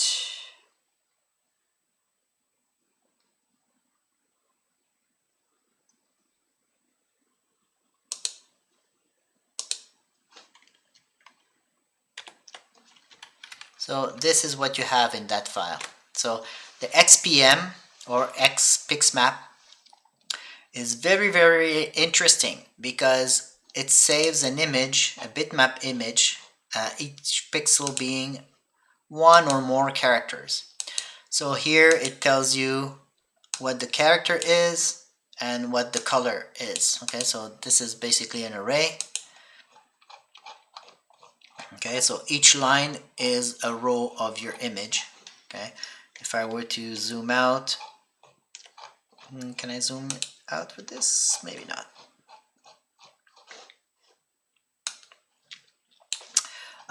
But the fact that it is indeed a text file means that you can import it in a spreadsheet without any problem.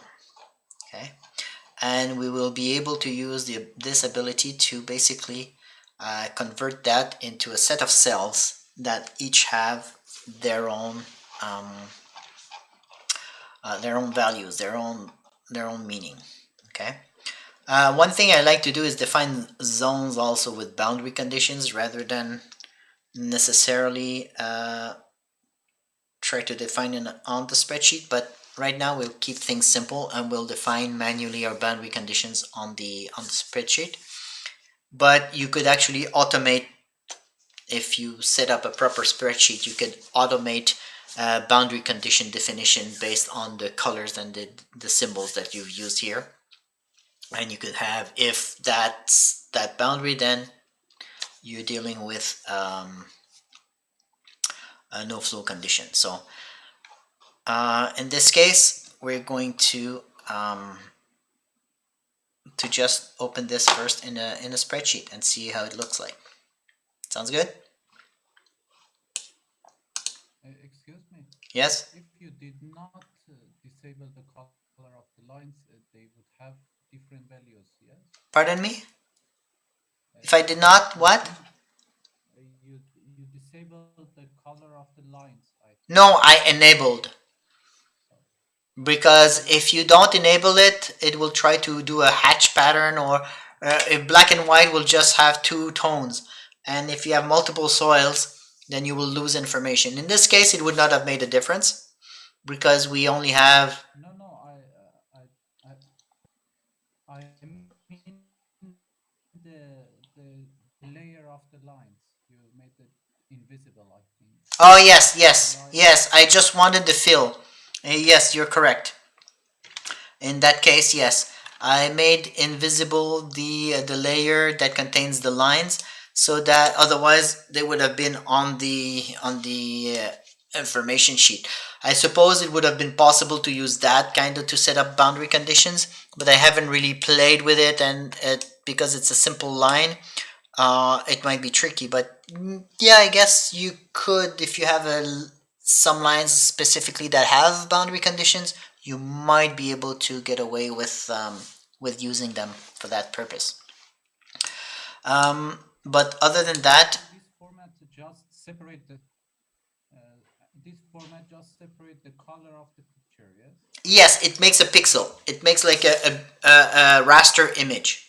Okay, It's basically a raster image that contains the image information, and It has the information of the coordinates because it's a no, it does not have information of coordinates. It's a sequence. So the delta x and delta y you have to know. Okay, and we have to build that in our sheet once we know how many pixels have been created. I think by default it takes the unit. So if I go to export as image, say xpm, save. So if I go to export, see we have a resolutions of 5. So sometimes it's actually it goes by half of that. So we'll see. We had a width of 2000 and a height of 900. So a height of width of 2000 for, I said 200. So it basically did 10. So we have 2000 pixel, I guess, in this particular case, and might have trouble with the spreadsheet. A height of 900 because it was it 90? Let me just bring back the lines. I want to find the distance between that point and say that point. The height is height difference is, it is 90. So what's the distance between here and there? That was 60. Oh yeah, 60 and 30. Yes. Okay. So we have a height of 90, and we have 900 pixels. So each pixel represents a tenth. In this particular case, we could have changed it at the resolution level. So let's make sure that that's what we have. Let's go to a spreadsheet and open the file.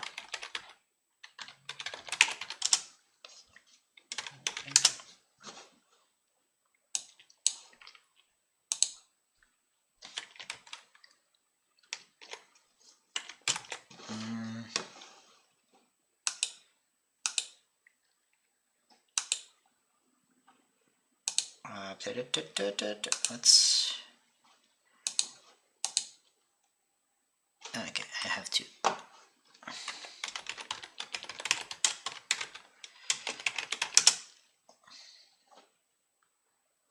Okay. Oh, I have to reset my window.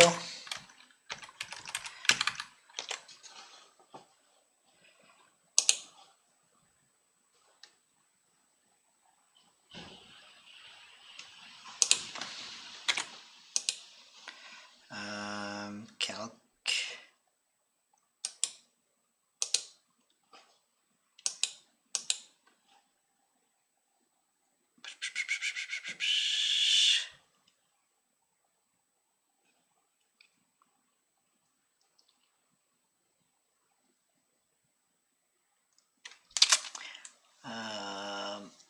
There.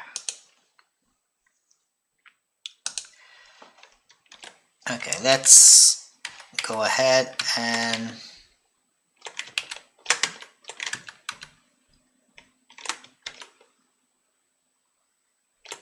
open our spreadsheet. If I can find the document. First of all, that would help. Okay.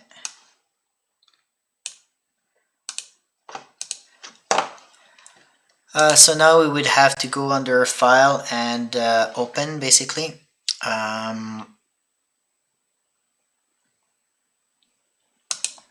So it will change a little bit in Excel and LibreOffice how we might do this.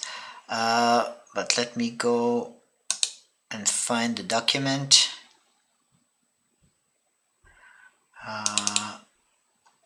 So you can just open it inside the spreadsheet.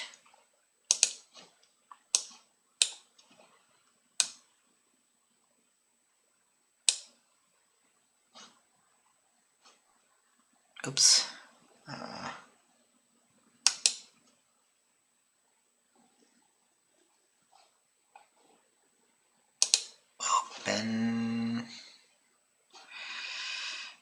Um,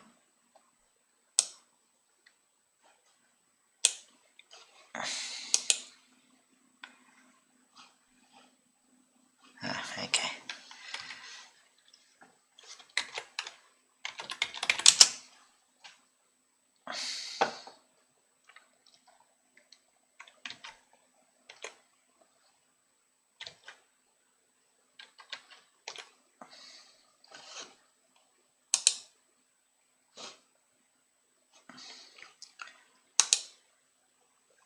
So we can open the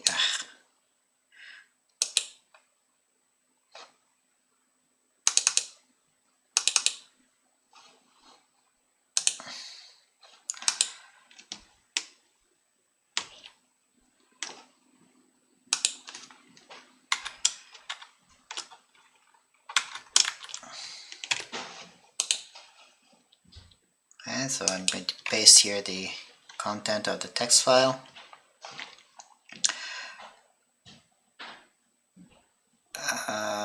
Oops.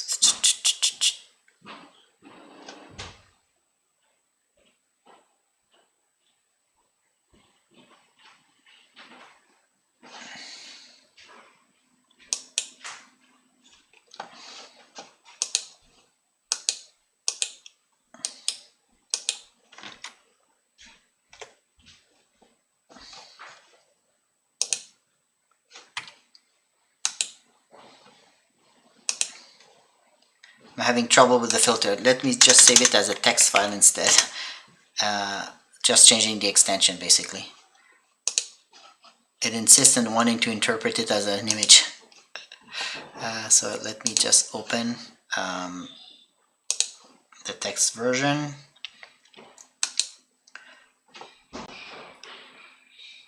Okay, that looks much better. So I opened a text file. Okay, and that's what it looks like in Excel. So in each row, I have each row of the text file. I can basically delete the first few rows. They're of no interest to me. And in the last row, there's going to be something at the very end that I probably need to get rid of also. So see the end of line here and the character. We can also get rid of the quotation marks. So for that we can say find and replace quotation marks and replace with nothing in the current selection. And we replace all. Sorry, and we do that for all of the rows. So now you see the rows don't have quotation marks. All they have is the characters that are of interest to us. Okay, and so it's still not convenient in that they are single. I mean, we would like ideally to break them into individual points. So we can just say mid of the previous sheet. So on that row, we fix it at the column, and what we want is only the first, or the term that corresponds to our column. So column minus column A1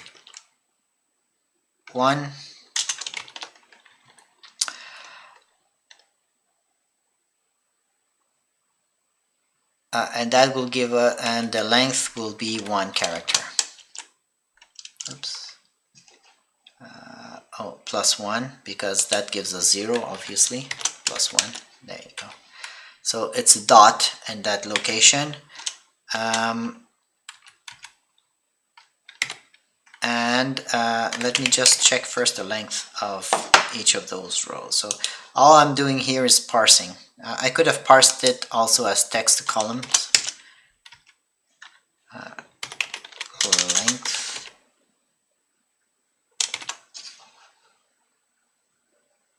length of that thing. So I have 2000. Okay.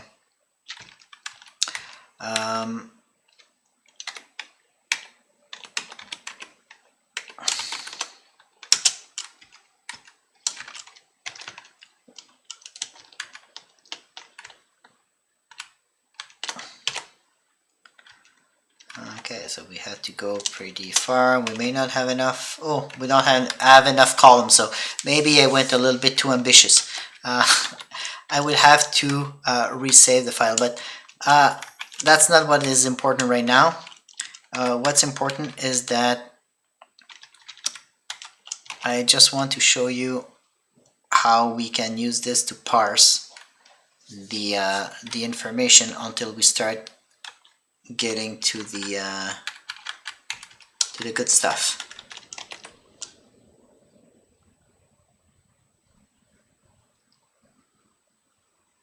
Okay, so you see each row or each cell contains one pixel. Okay, and the thing is,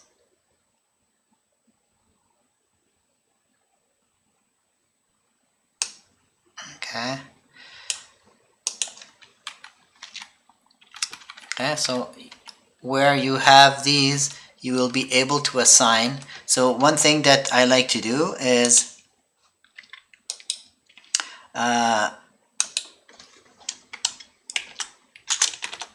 or you can have soil info. Okay, and here you can have a symbol. Say you have the hashtag, you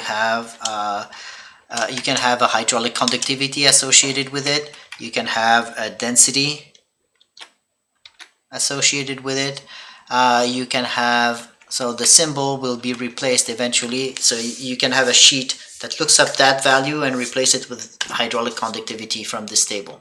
Okay, so if you have okay, soil or domain,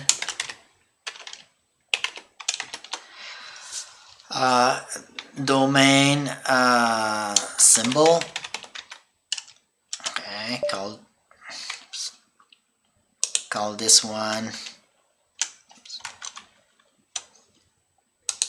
I went to 16, I don't remember, I call this domain K, and things like that. So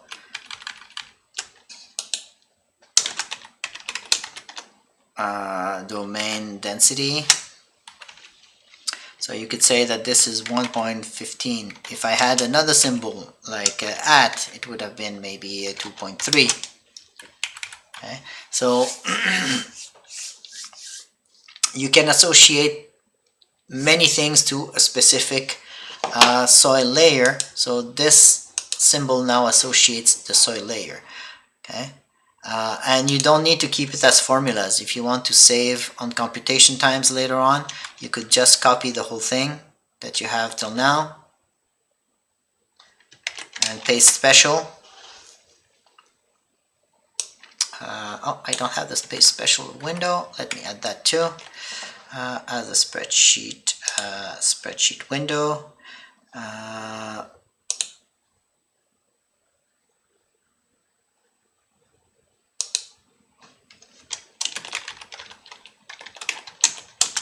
Paste special, and that one is paste special. There you go. Okay, so we have paste special. We don't want to paste formulas, we just want to paste the contents. Okay, and eventually we could also define what symbols are part of domain and stuff like that. For instance, I could have here condition is domain, because some of them could be as boundary. Eventually you may want to define your boundary conditions like that, so you could say true false, true, false. Okay. And you have a table like that with variable names, and then you can have logical checks. Okay. So here this is, so if we look at, we have domain K, domain row. Do I not have domain symbol? I thought I had defined domain symbol. So I will take my symbols and call this domain symbol. Okay, just to make my life easier. Then what I will do is I will come here.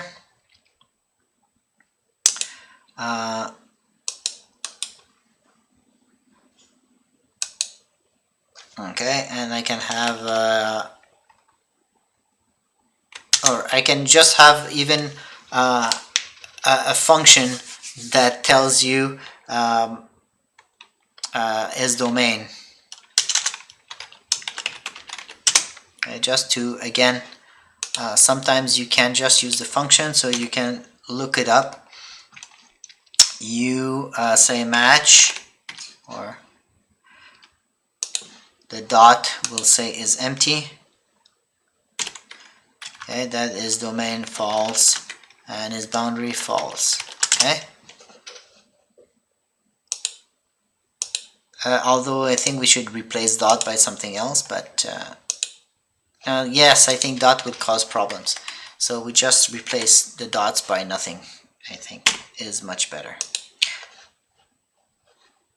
So we can replace dots by nothing.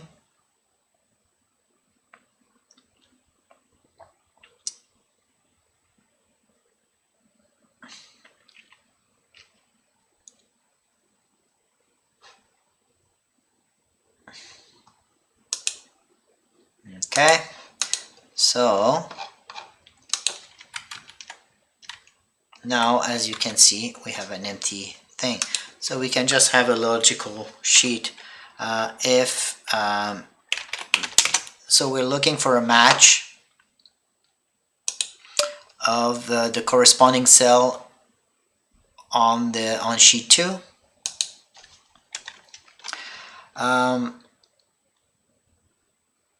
Match, how did we call it again? We called it domain symbol, right?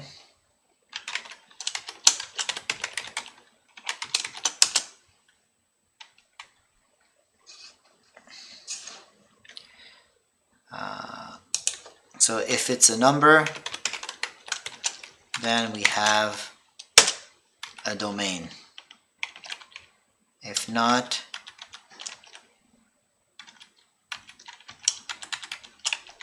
oops,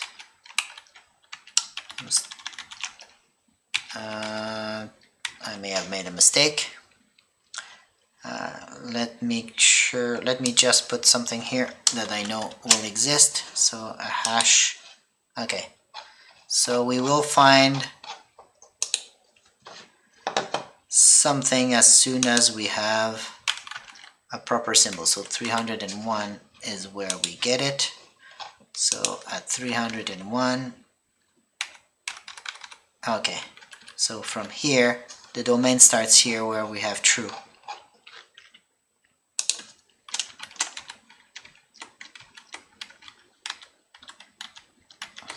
Okay, so if is number,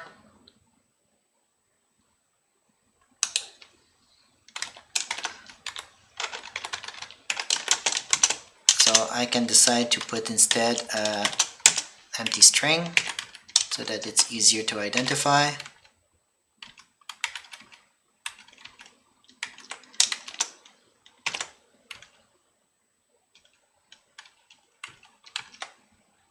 Okay,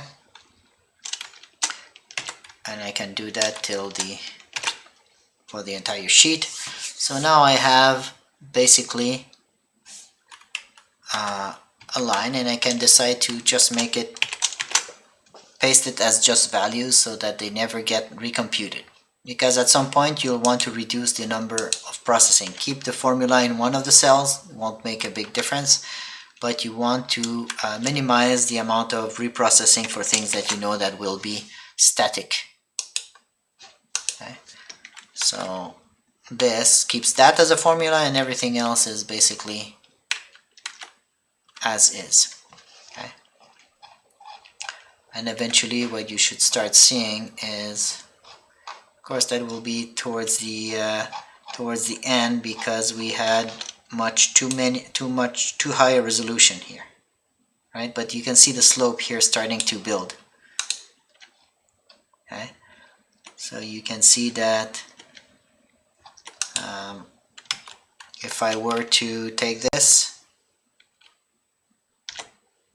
oops, let me go back.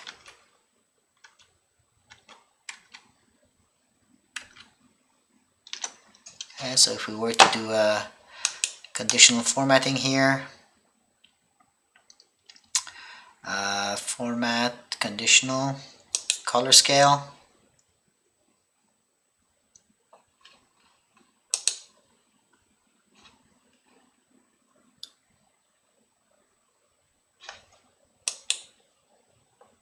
see,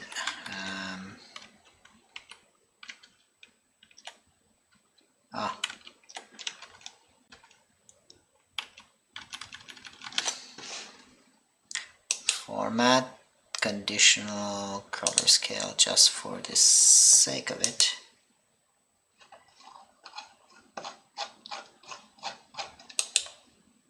Oh, it's not showing any conditional formatting.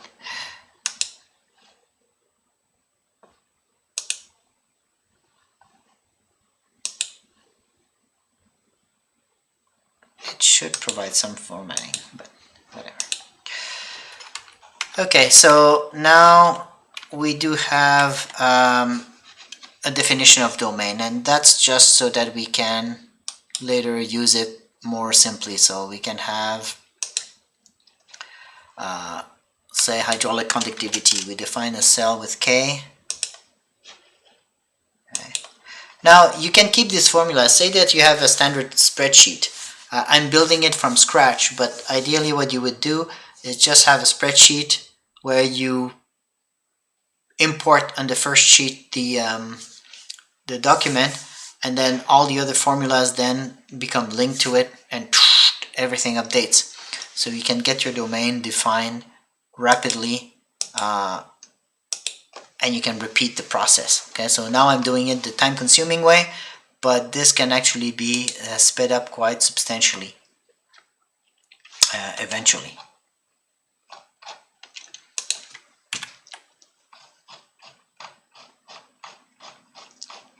Okay, so we're going towards the crest of the dam here. Yep, so we have reached the crest of the dam just from these. Okay, so we are building our little dam. We only have half of it because we didn't have enough cells horizontally, sadly. But now we can say, instead of having complex formula there, we can just say if is domain dot, or in Excel would be exclamation mark, if is domain A1, then we can say find in the symbols, so match domain symbol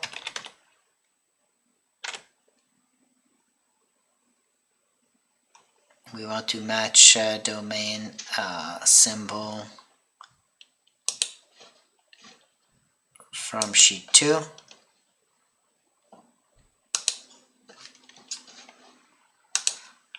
An exact match, okay, and we want to get that and say index from domain K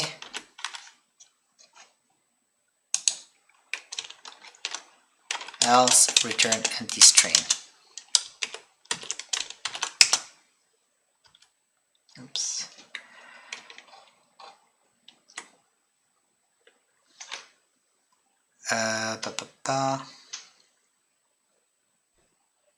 Okay, let me check this value here. First, building your equation, you always have a lot of little mistakes.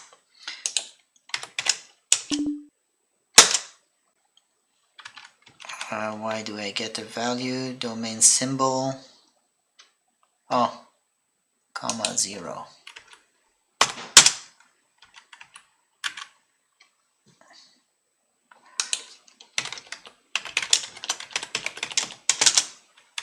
Okay. Match domain symbol.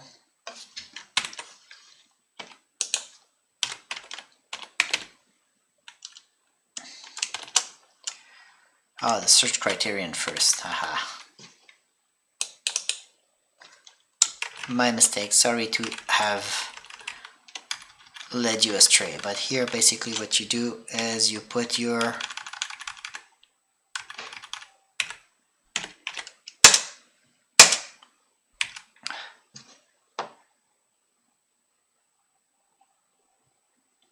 okay, and that is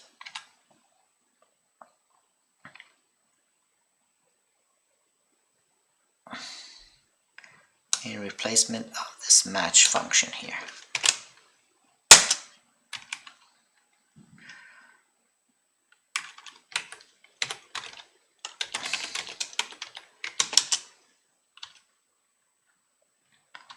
Ah.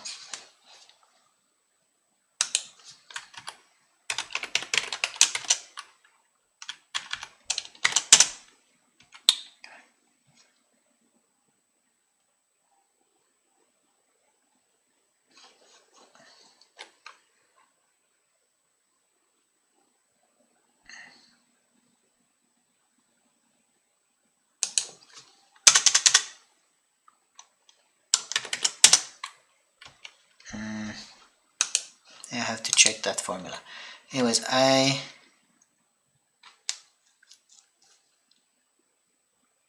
should not be getting false there. I should get if is number is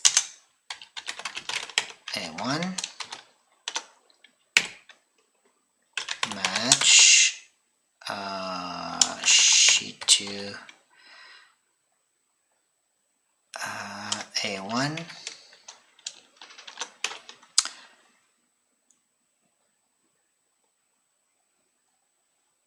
sheet 2 dot a1 we wanted to match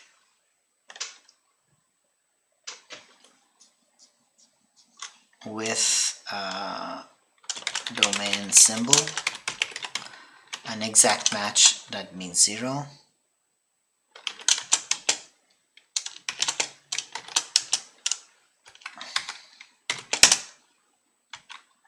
Why do I have an error?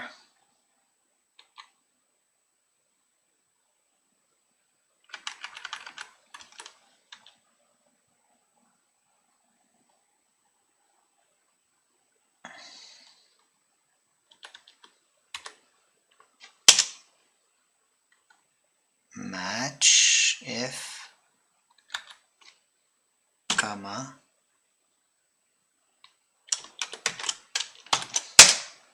okay, there.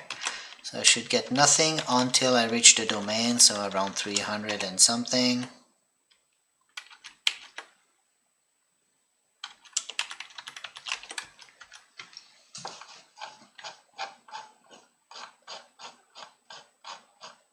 Okay, so where I have number 1, that's just a match index, but that's not what I want. What I want is the hydraulic conductivity, right?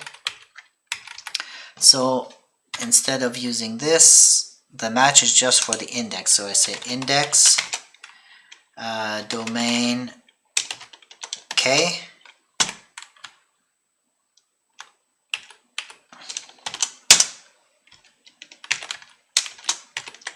Okay, 1.15, and indeed, if I go to soil info, that's what I said there. I could have said 1.15 times 10 to the minus 5. Okay, and that's what I would have gotten in here. Okay, so I am now free to copy that. And so obviously this is the kind of page that you want to set up in a permanent spreadsheet. You don't want to redo this. You want to keep those formulas. Right now I'm spending a lot of time building it, but you can build this spreadsheet and use it for any number of case problems. Okay, and you see that it follows the shape of my dam. Okay.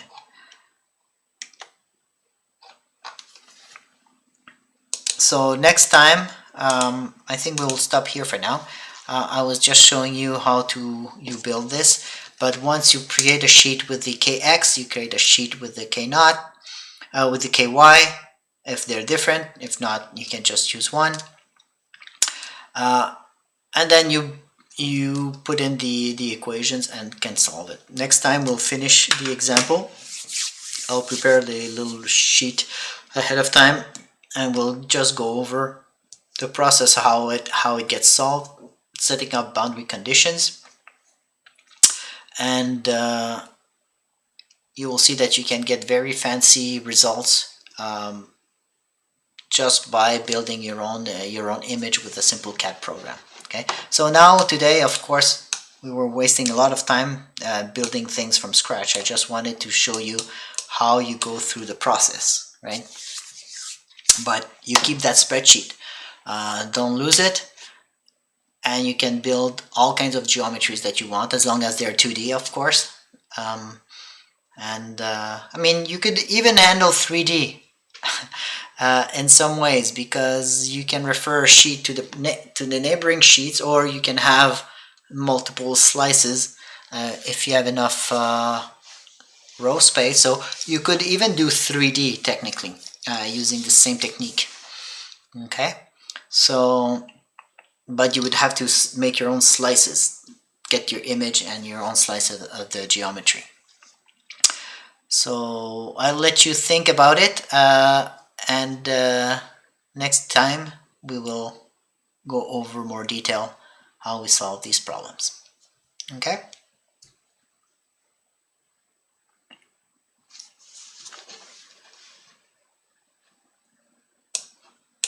But if you look at the slides that we have already, okay, just to give you a preview.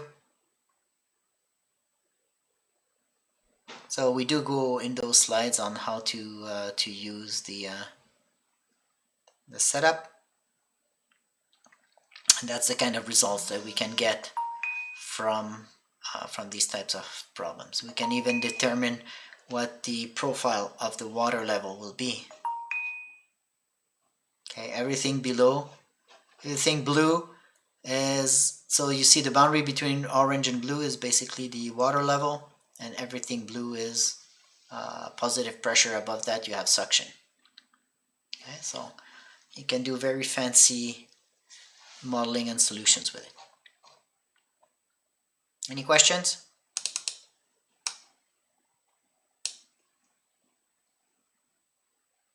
I see a raised hand. Is that a question, or just leftover raised hands from before?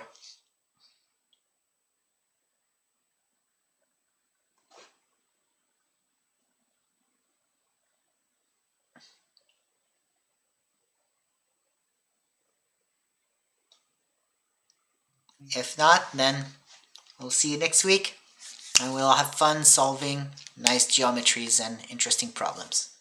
See you. Bye, Professor. Bye-bye.